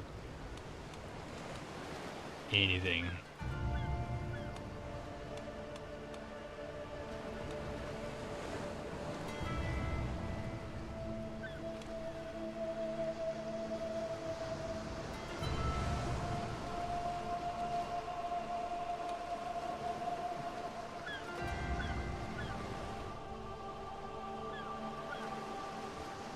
Equal gender law. So what's the gender law right now? Where do I even see that?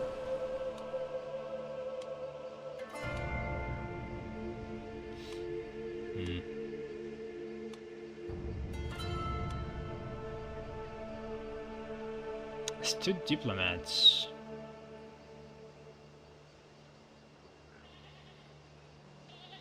Cannot attack allies, cannot attack through a truce. Alliance negotiation appearance. Acceptance plus 50. Can learn one additional language without any penalties. The diplomat trade provides an additional bonuses.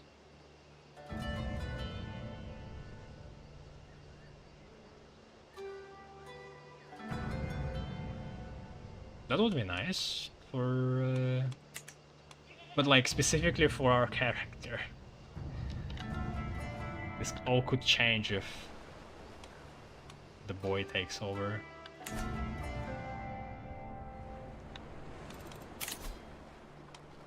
Can you stop dying?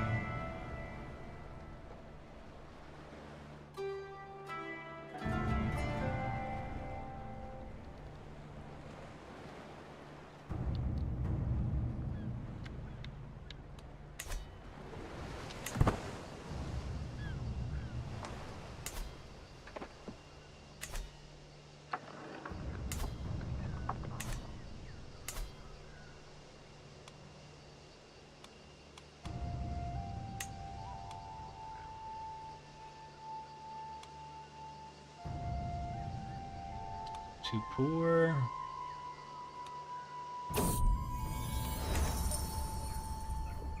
A motto for the ages. I can hear my beneficiary Callier Fierine muttering to herself from across the hall. I need something great, something epic to make my creation stand out from the uninspired masses. But what? Just what? When her spirited eyes meet mine, she breaks into a huge smile and waves at me. My lord, what an amazing idea! Just perfect! What do you think of adding your family's motto to your commission?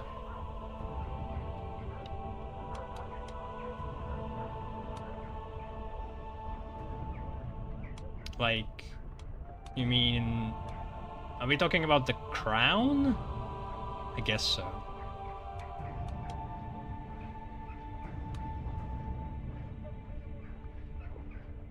I don't care about piety. Sure, that sounds lovely.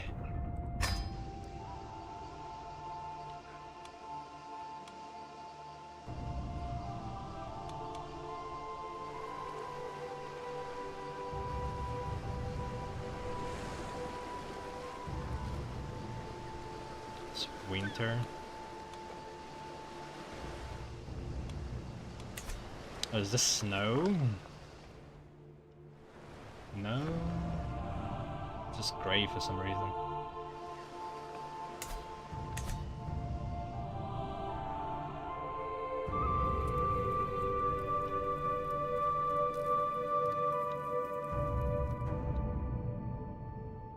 Not sure why some things are highlighted.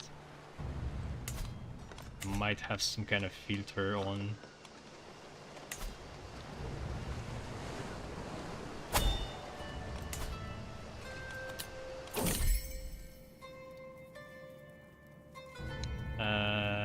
Faiths and religions.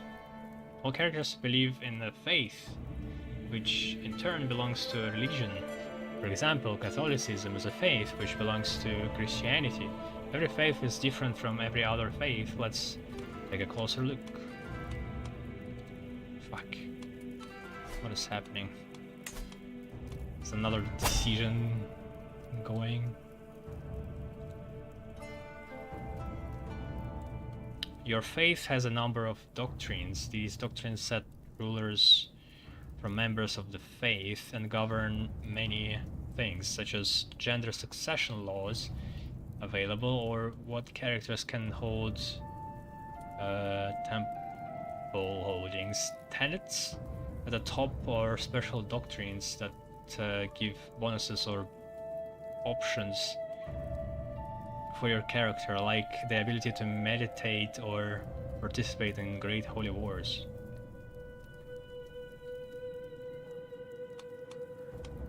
Tenets.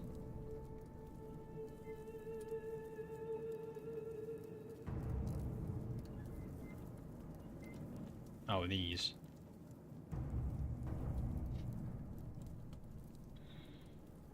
Aspire to declare holy wars.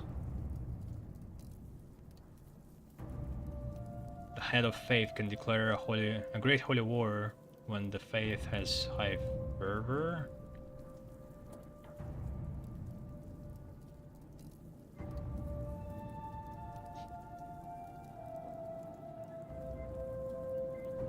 Characters may seek indulgences, pay gold in exchange for piety. Characters who have committed criminal acts may seek indulgences.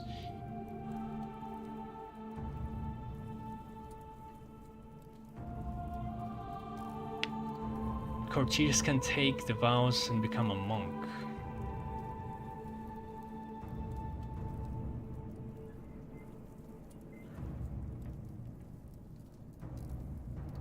Gluttonous takes piety away. Alright, there's like virtues and sins. Male dominated.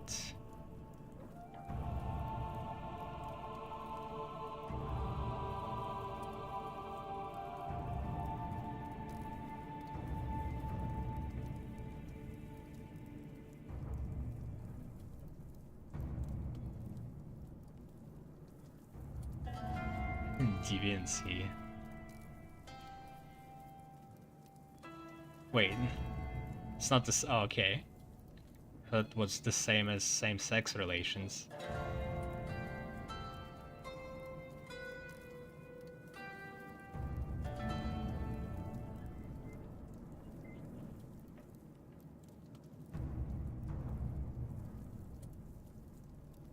Alright, what else? All faiths have fervor, which waxes and wanes over time depending on the number of adherents to the faith, how holy wars are going, and more. Fervor represents how fanatical most members of the faith are feeling currently, including the many unwashed peasants across the world. It's like all the people, not just in your realm. When your faith's fervor is high, it is easier to convert counties using convert faith in county to your faith, and counties of your faith resist conversion to the other faiths. When fervor is low, however, rulers might decide to abandon their current faith in favor of another from the same religion, spawning a heresy. Has to be from the same religion, though? Heretical rulers will convert along with their closest territory and vassals and are free to spread their new faith in place of the old. New faith. From the faith view, it is possible to create a new faith of your own. Doctrines and tenets will cost a certain amount of piety depending on which tenets your current faith has. This is not something to worry about for your first character, but it can be a very fun first goal to work towards when you're feeling more confident. Can you make a religion from scratch? Is that it? Or just add some tenets or just change the current religion a little bit?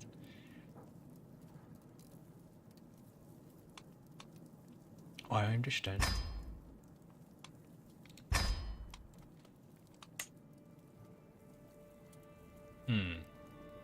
Jerusalem, Rome. I don't know how this is pronounced. Cologne branch, is it? But fuck.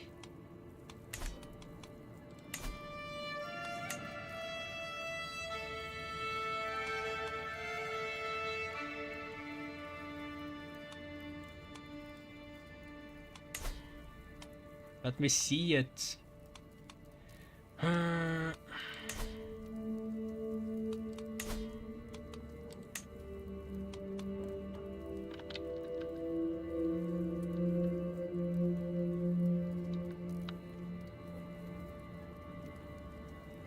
It's probably German.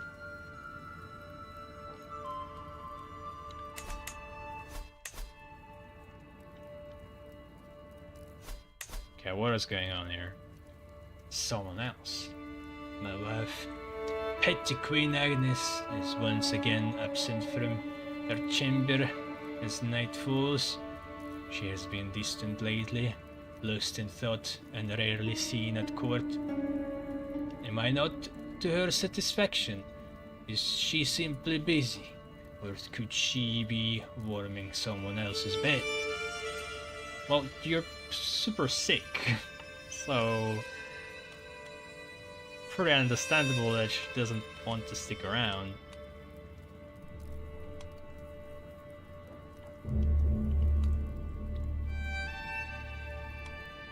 Is there like a loading before the tooltip? It's not the tooltip. Oh yeah, that's I guess what they were talking about.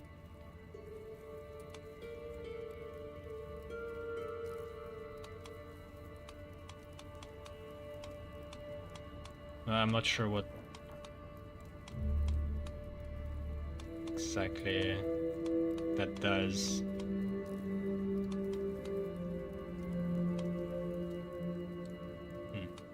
Right, so green blood means Ma family tree, and red means something else. Do you have another, Agnes?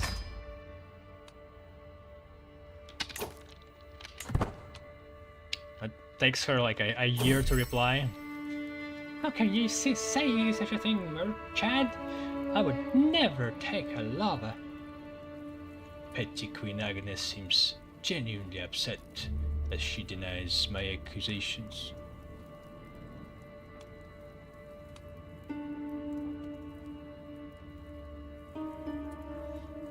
I have little choice but to take her at her word.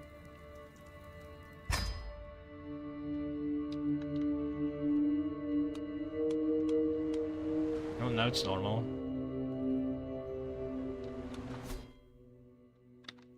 Man, it's been like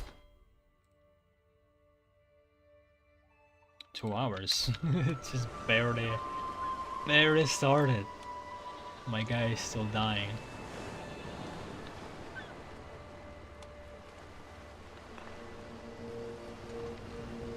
Can't really build anything. I mean, I could try going at war, maybe, but weren't we like creating Casus Belli or something?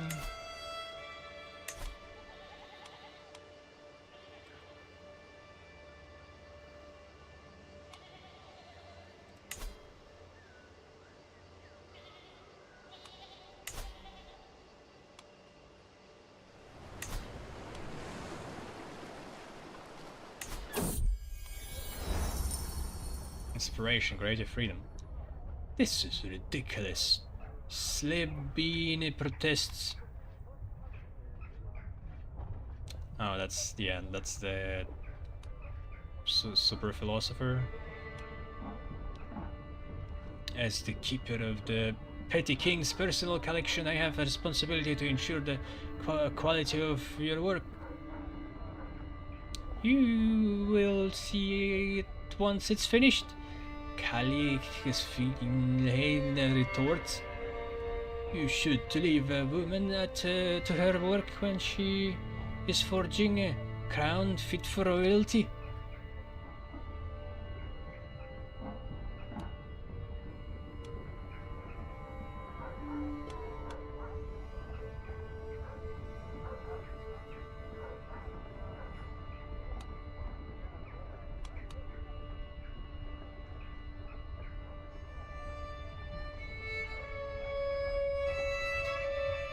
Already opinion. 50% chance of the artifact produced through might be a slightly higher quality.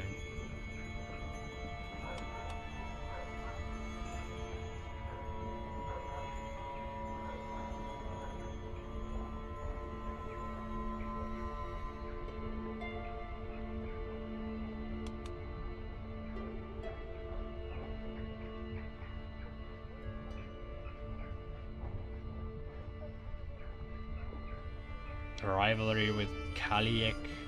But she's like just artisan, low-born artisan, she's not even part of the court.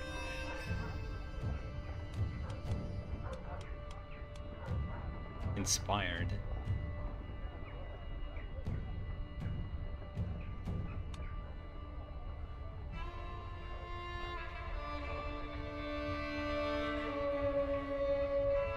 Well, it will cost me 200 prestige.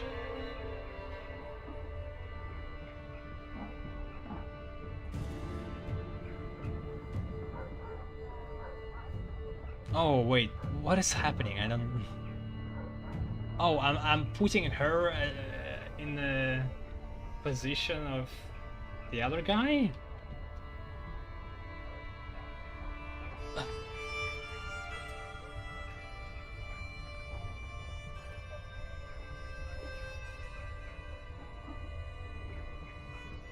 I don't know.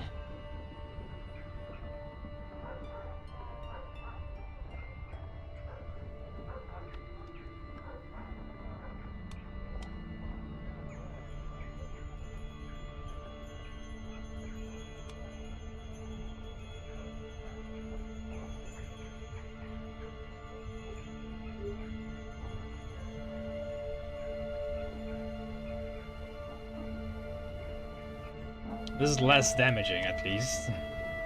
20 opinion. Like...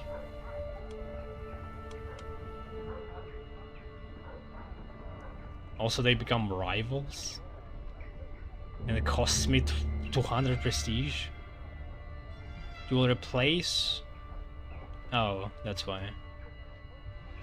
Is she even that good, though? Like, she has no learning. It's bad.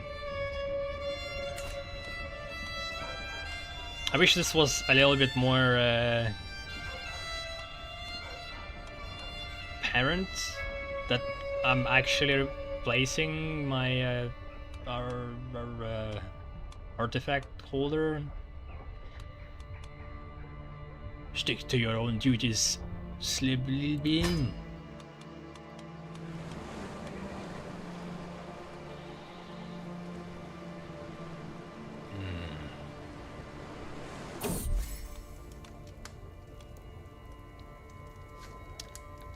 Befriend. Terrible misunderstandings.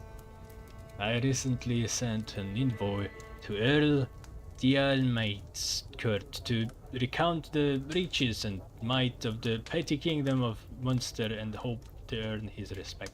However, listening to the messenger's report, it seems that I gave him much different impression. He thinks I am threatening to invade his Leinster unless he submits to me.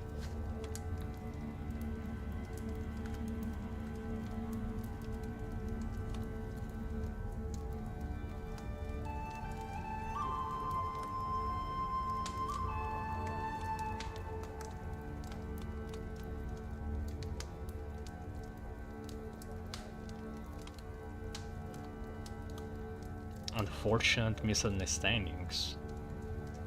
Skin goes slower. 5 days, that's really nothing. Perhaps an apology is in order.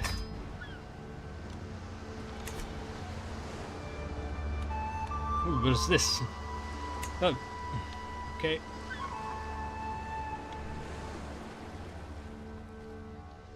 Can we do trade? Can we like send caravans or something like that? Want to grow a little bit more money for buildings.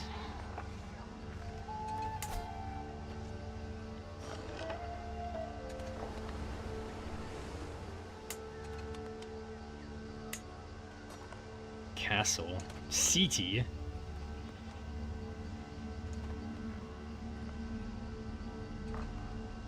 It's not a lot of money. 78 for... No, never mind. 400. I'm missing 78. Pneumonia. My strength returning. I must admit I did worry for my life at one point, but now that anguish is nothing but a pale memory. Full of thankfulness, I draw a deep breath, readying myself for the day to come. So I've been sick for like 2 years or a year. How old am I right now? 40? I think it was 38 when it started.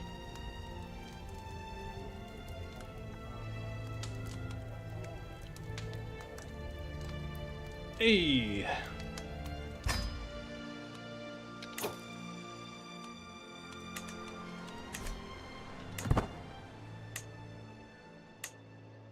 That's a speed.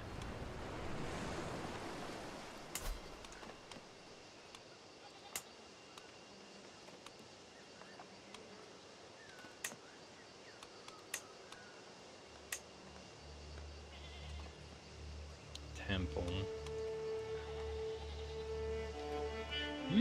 Alright, so we're getting more money from the pastures. Hospices. Plague resistance. Farm fields. Tax. Also gives tax. Feast.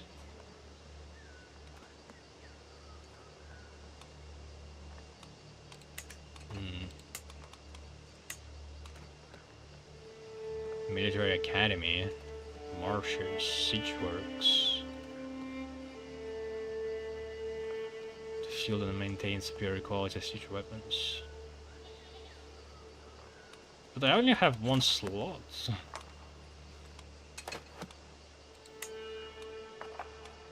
Damn, so much stuff. Trade port.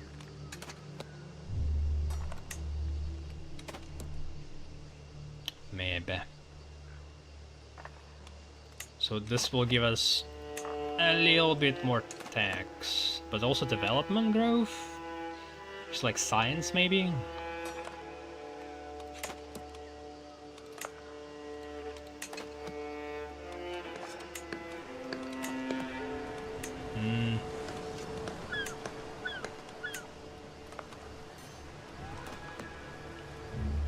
Sure, let's go.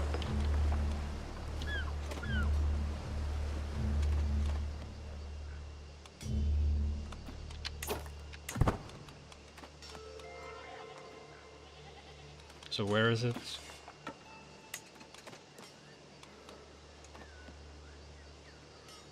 Okay.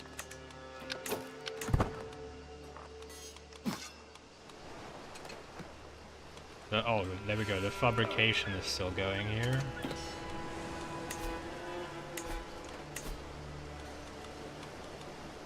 So how did I do it before? Who was fabricating? Wasn't one of the... Yeah, it wasn't one of the council members. Oh shit. After learning that Earl Dermate would be attending the dance in the castle town of Loch German, I decided that it would be the perfect occasion to pass by to ensure I get some time face to face with him. The day of the dance was presaged by grey skies, and unlike the festivities I expected, the mood was dour. And your scheme.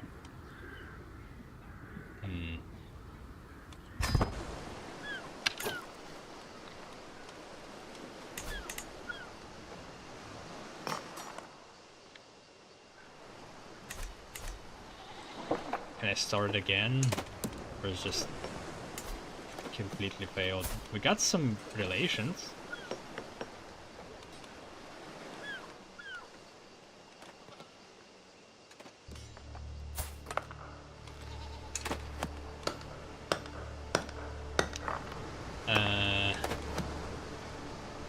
How do we even do it? 72?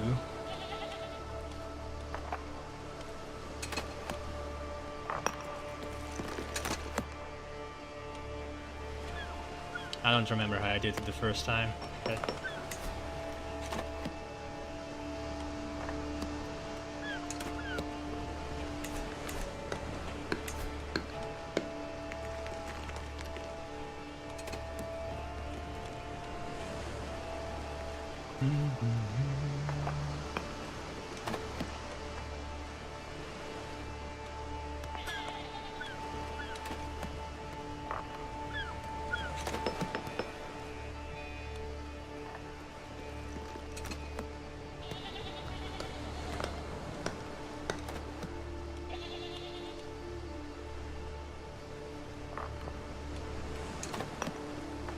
development.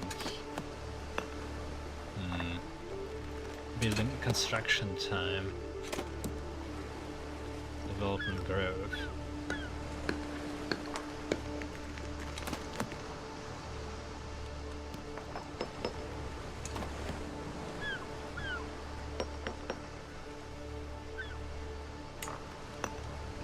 Can I turn it off?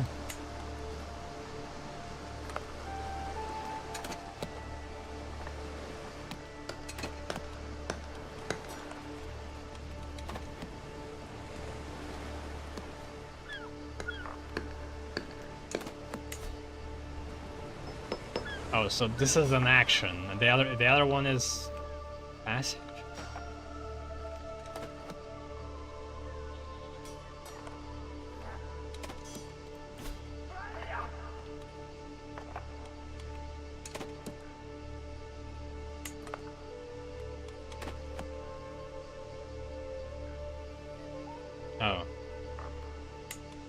Okay, so... Or might have been a task somewhere.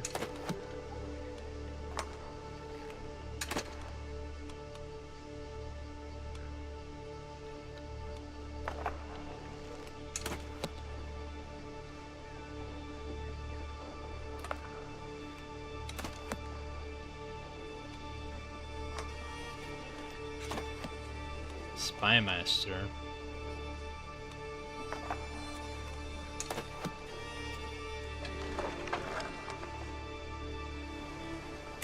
Let's find secrets on this old man.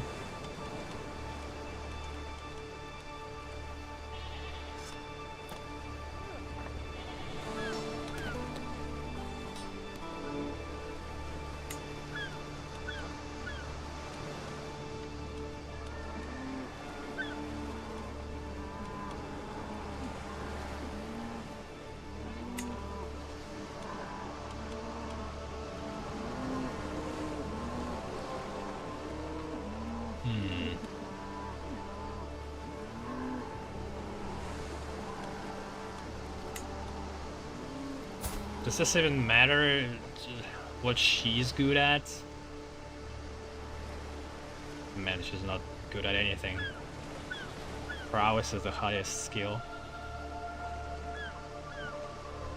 Intrigue, also poor. Yikes. I guess it does matter, because the bonus is highest here.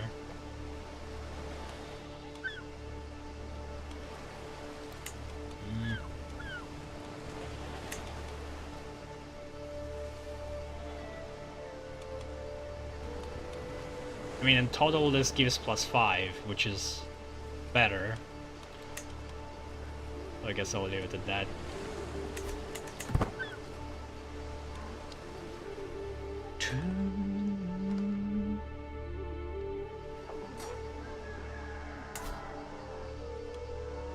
Petty King Aid.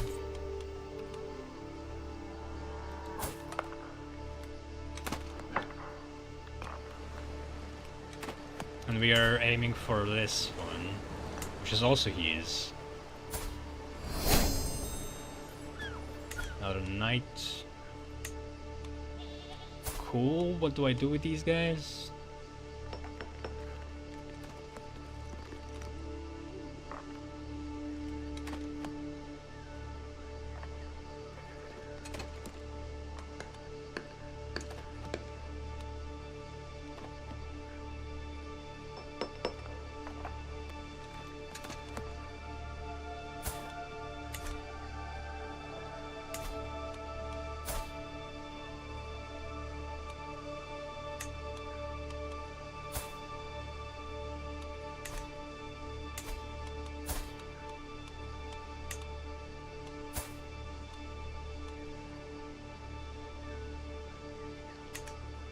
That's 2 vassals.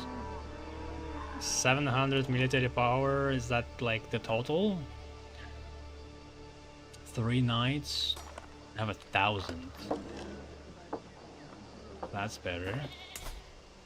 And this guy... 200 only. I should have went here. Jesus. Never mind, 500. Still. For this one... 600.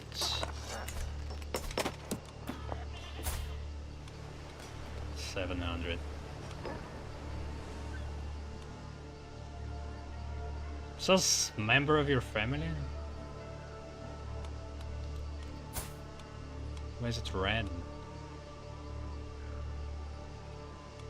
It's like a green blood before.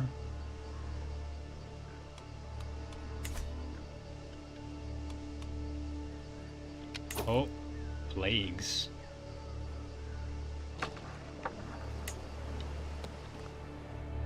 Where? This?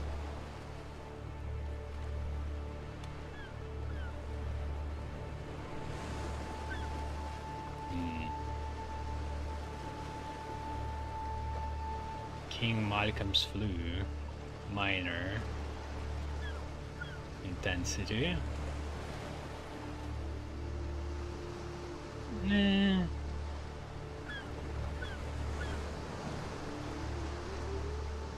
How lethal is this? 0 fatalities, it says. Outbreak began in Cumberland.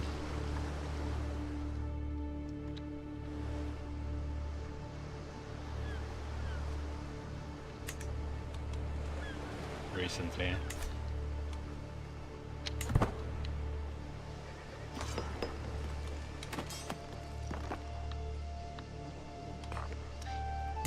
Yeah, I'm not sure if I should attack a country that has almost as much troops as I do.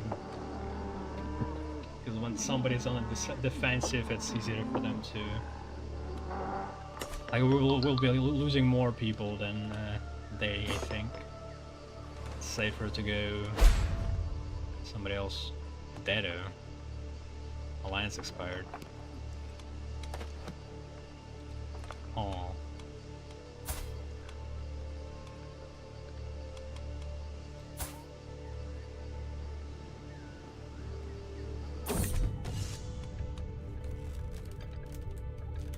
Earl Diarmid prepares for. I am once again approached by my acquaintance Said. His lips curled in a sheepish smile. Also, Ayed is the one that tells us about it, and I am trying to make a claim on his land. Richard, my friend, there has been a small development in regards to Earl Diarmid. You see, we were out drinking the other week, and I caught him boasting about his invasion plans. I fear you have little time before he makes his move.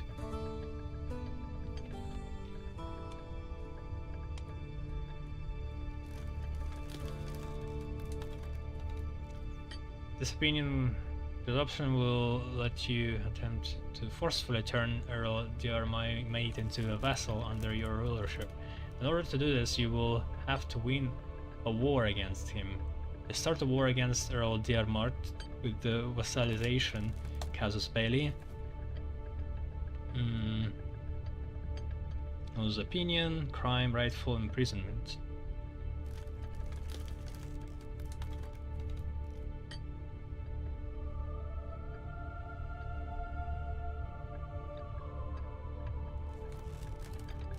So like, we just grab him and imprison? What is happening?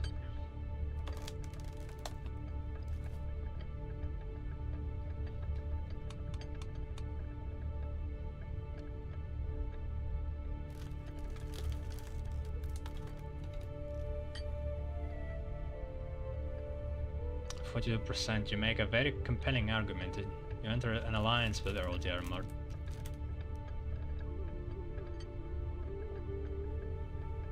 Diplomacy challenge. This option lets you attempt to talk things through with Earl Diarmid. There is a chance he will be receptive to your diplomacy, but there is also a risk that he will take offense.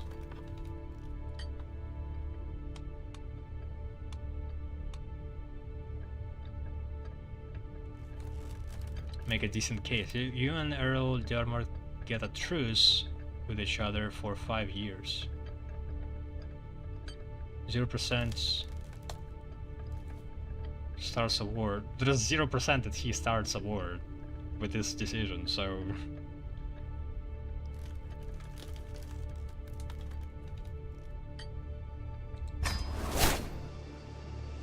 Make a decent case. You and Earl Diarmid got a truce with each other for 5 years. Inspirational. Wife's touch. I spot my wife Agnes chattering excitedly to Caliac, listing ideas and suggestions for her crown. My metalsmith is barely concealing her contempt, clearly annoyed at my spouse's interference. And as you are forging a crown, she goes on, it may as well match my grandmother's old crown. part of Caliix. Finane so seems to be dying. Can I remarry?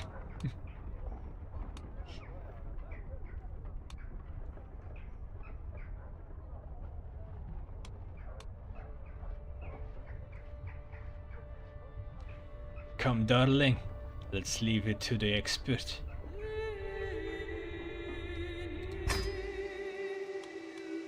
I'm trying to save that inspiration. I don't know if it's gonna die if I let one of my courtiers intervene in that. Would be the best crown.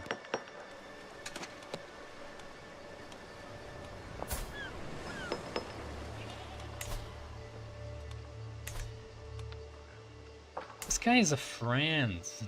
Like being supportive. Has plus 48 relations. I don't know why I'm forging this excuse to invade him. This guy is really the best option, but they all kinda nice. I don't know, maybe I can just do it through diplomacy. Although I want to know how to do wars, and it would be nice to do it in a tutorial. Like there's been basically a chance to do it with this guy, but they chose differently. Greetings, Petty King. Stop calling me that. Murchad of Munster. I have prowled through documents both ancient and of less certain provenance. I finally have enough material to make the case that you are rightful lord of the earldom of Eumachne. All that is missing is one little bribe.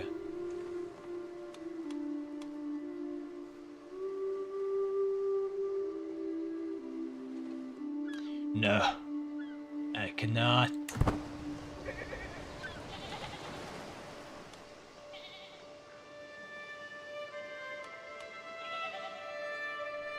Is he starting over again now? I want to change his task. I don't know where I should put him then. Like,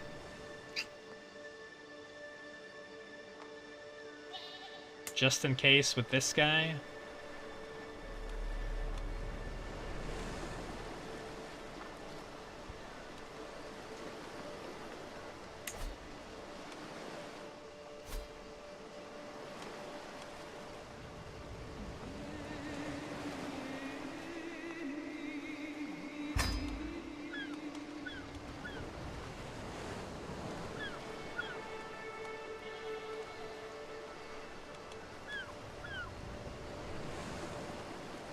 Extra taxes and levies.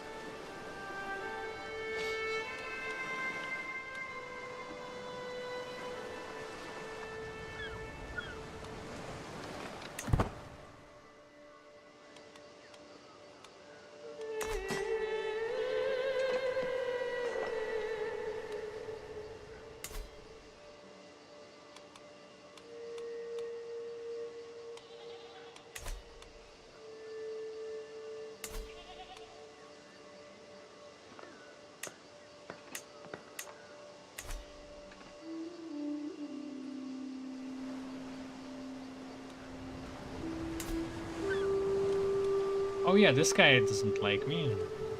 Maybe I should work on that.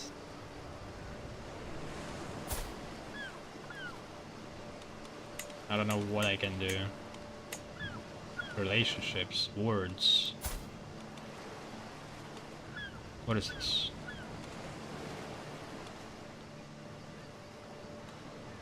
Send him a child? What is this? Who is this?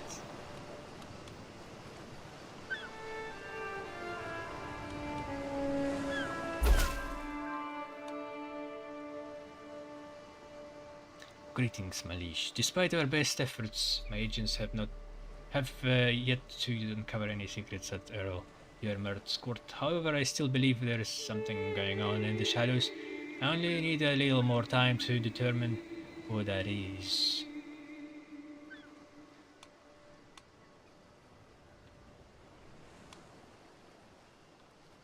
Yeah, sure. Although, this guy is like also elusive shadow. He could be floating a lot. We'll keep the Spy Master here for one more task, and then I'll probably switch to my Duke.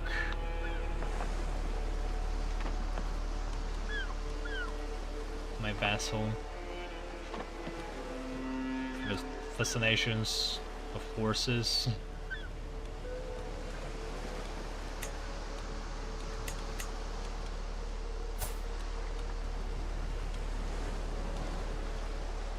Can already find a spouse for 3-year-old.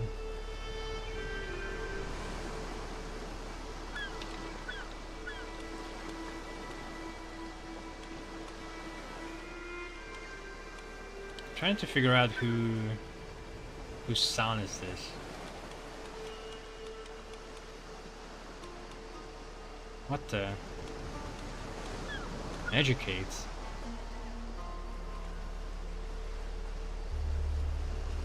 Murder.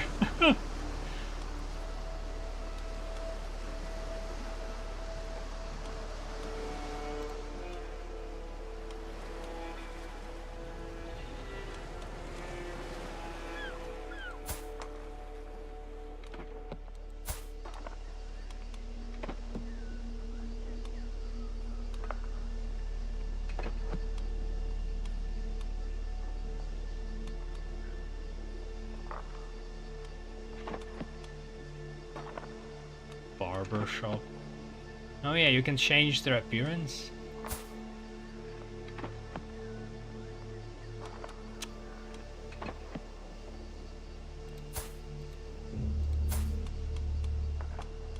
Oh, parents. Malaki Mak. Who? My nephew? What is he up to? He's just hanging out at my court. Alright, well, I guess maybe we can get no targets. Like, what do you mean? Guess there needs to be a recipient?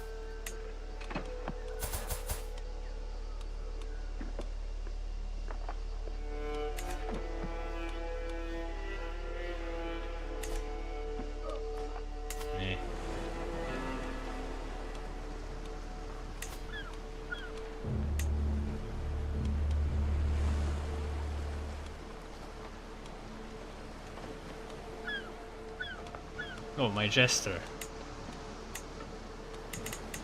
No spouse. Clear.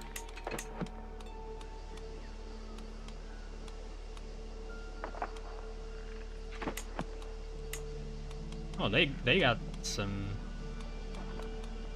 options. Who is this? That's my craftsman.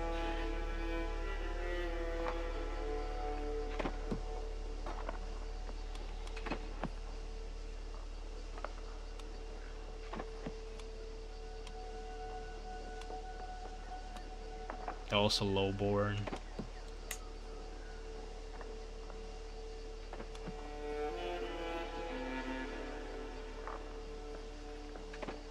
Marrying and unlanded.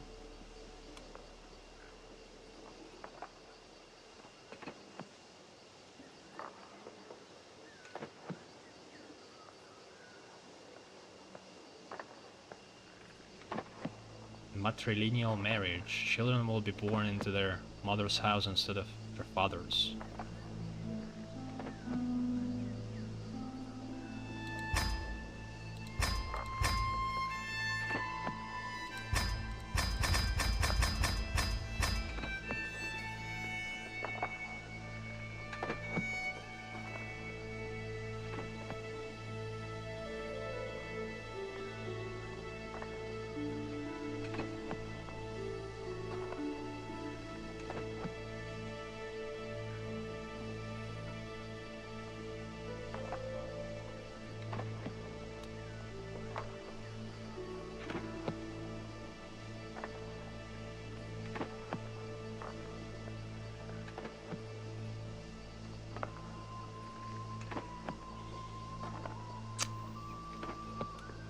So this increases the relation by 3, I think.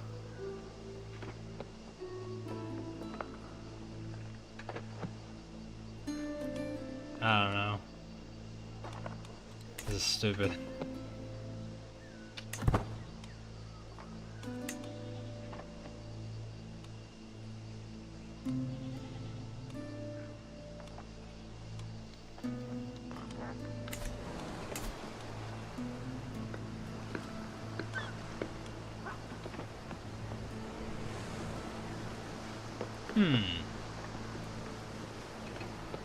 Sway.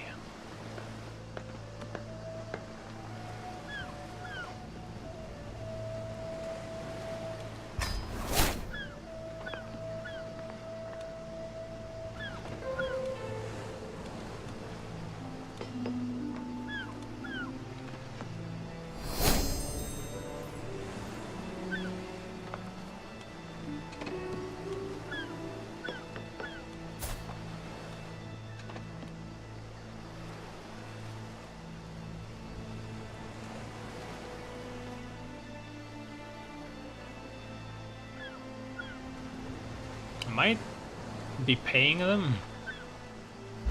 Actually, maybe not.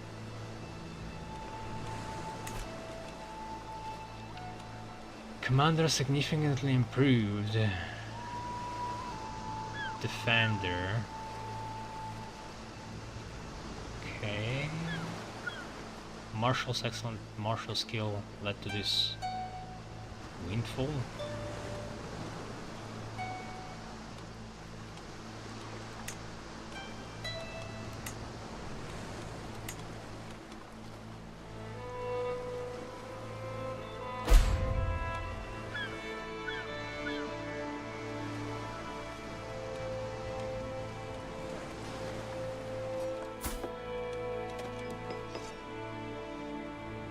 My spy master doesn't like me. That's not good.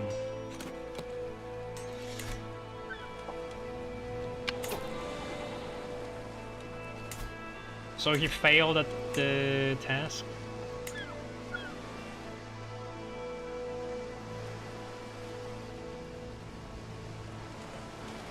Says it's finished.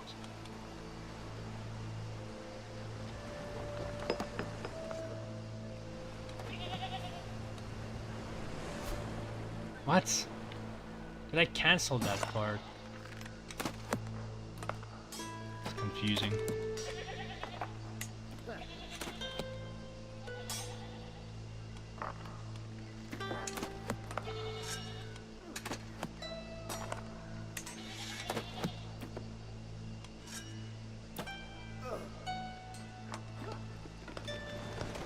What's up with him?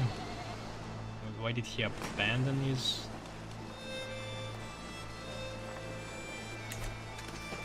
task?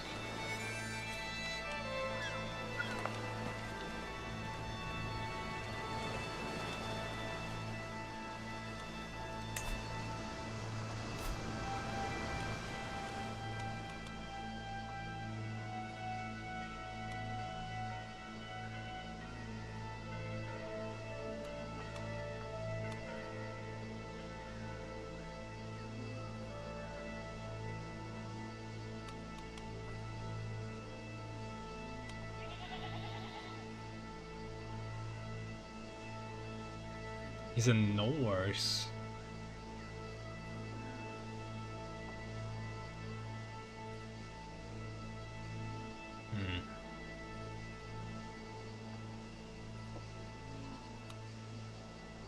Can I also sway him?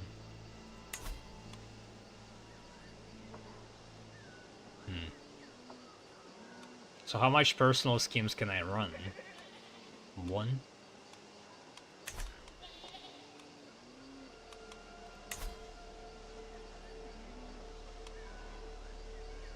Damn.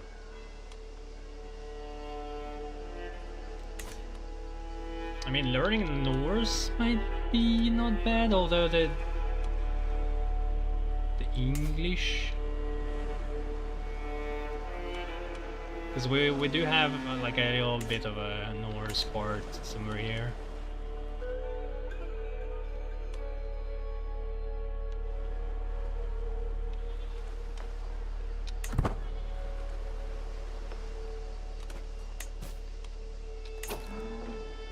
A powerful vassal Earl Murdiac MacCardath of Desmond expects a consul position.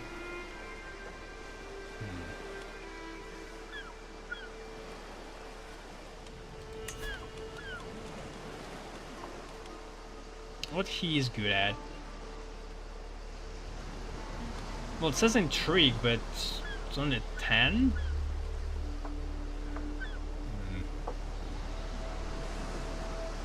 My other guy is better. He's honest and forgiving.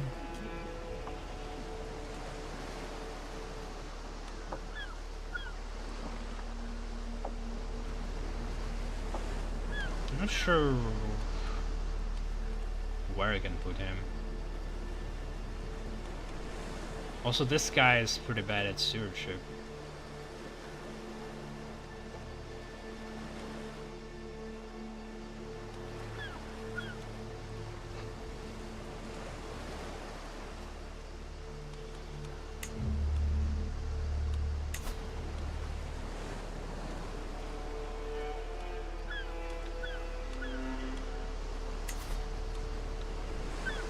You have men at arms that you have not stationed. By stationing your regiments, you make them more powerful and better at fighting, which can be vital for winning battles.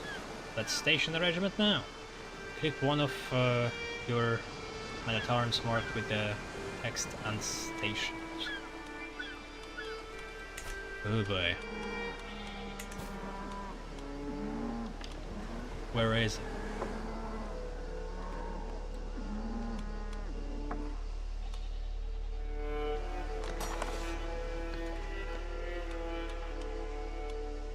Oh, these guys.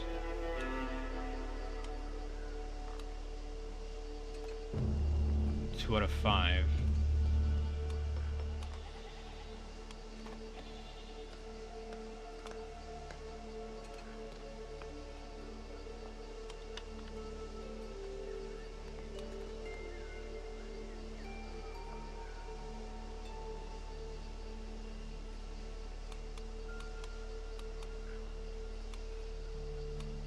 So where is the man at arms exactly?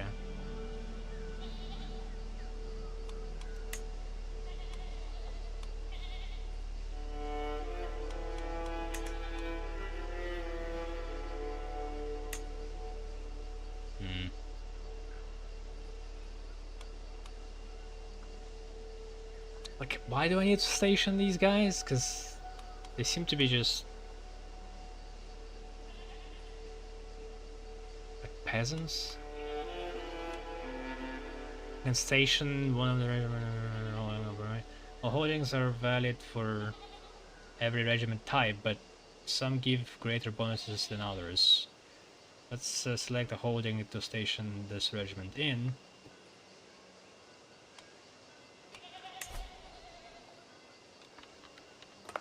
Different holdings give differing amounts of bonuses depending on which buildings you choose to construct. In this view, you can see exactly how much better your men-at-arms regiment would become if stationed in a holding. Click a green holding on the map, which you think gives your regiment the best bonus. I don't know.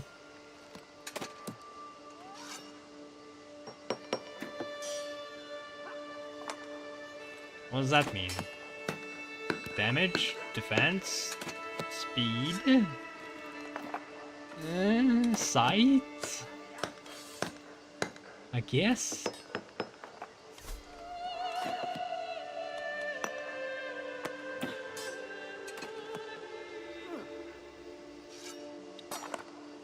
Extra money.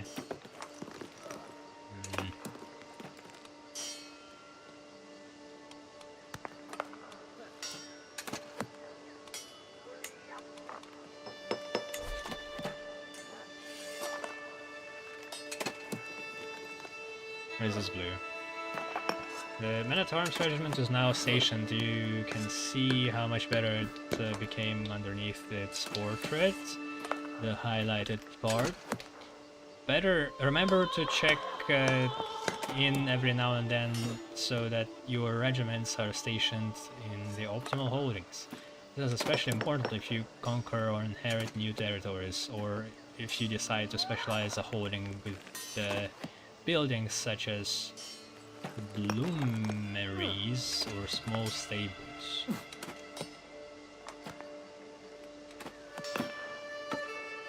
Damage. Reinforcement rate. Night effectiveness plus 1%.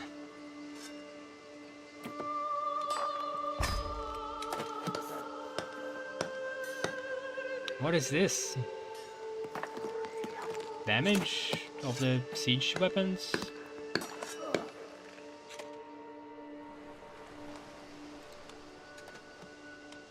So they have to be stationed in a different series? They can't be stationed in the same one? Okay.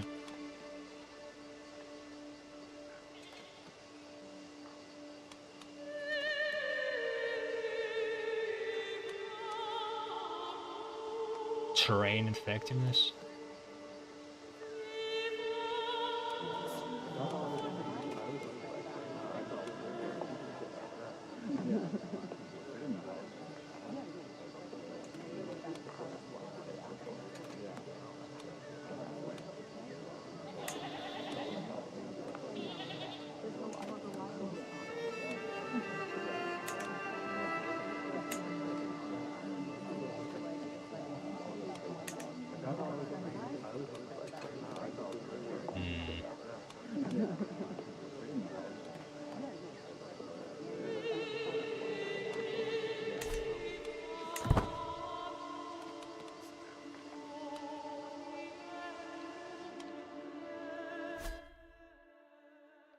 Right, I think that's a place to finish.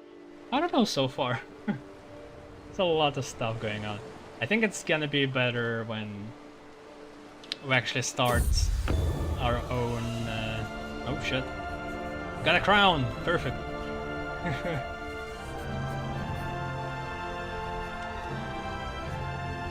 Over here, my lord.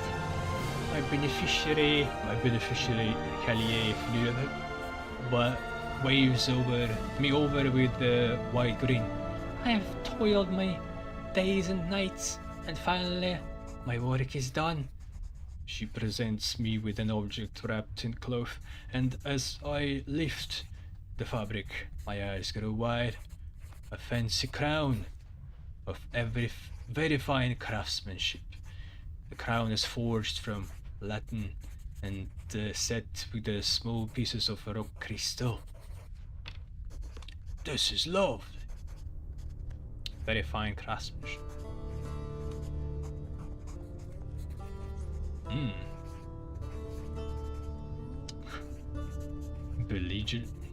Belligerent?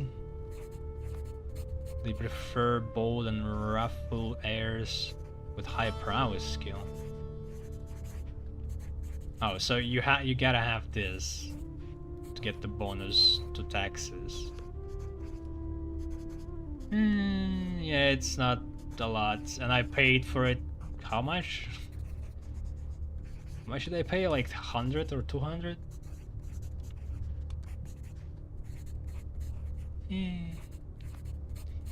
The motto of the Brain family, the strong hand from above, is elegantly inscribed on one side.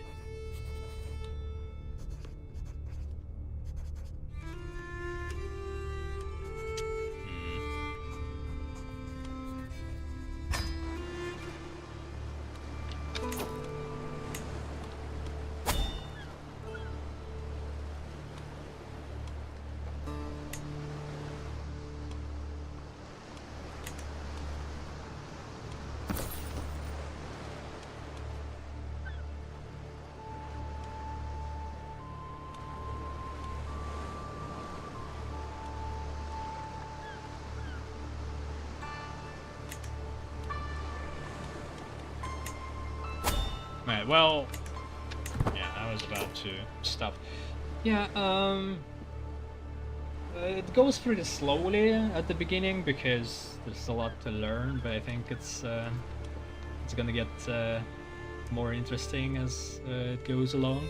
I think I played the second game somewhere like in the middle of Africa here with one of the most poor countries, just to see how it goes, how much I can achieve, and I didn't really achieve much at all because it's pretty realistic. It was very poor, and there were like small wars that went good or bad. I think I tried Middle Eastern next, and I don't remember if I finished it or not. It was like a big Ottoman Empire or something like before that. Alright, well, gonna go now.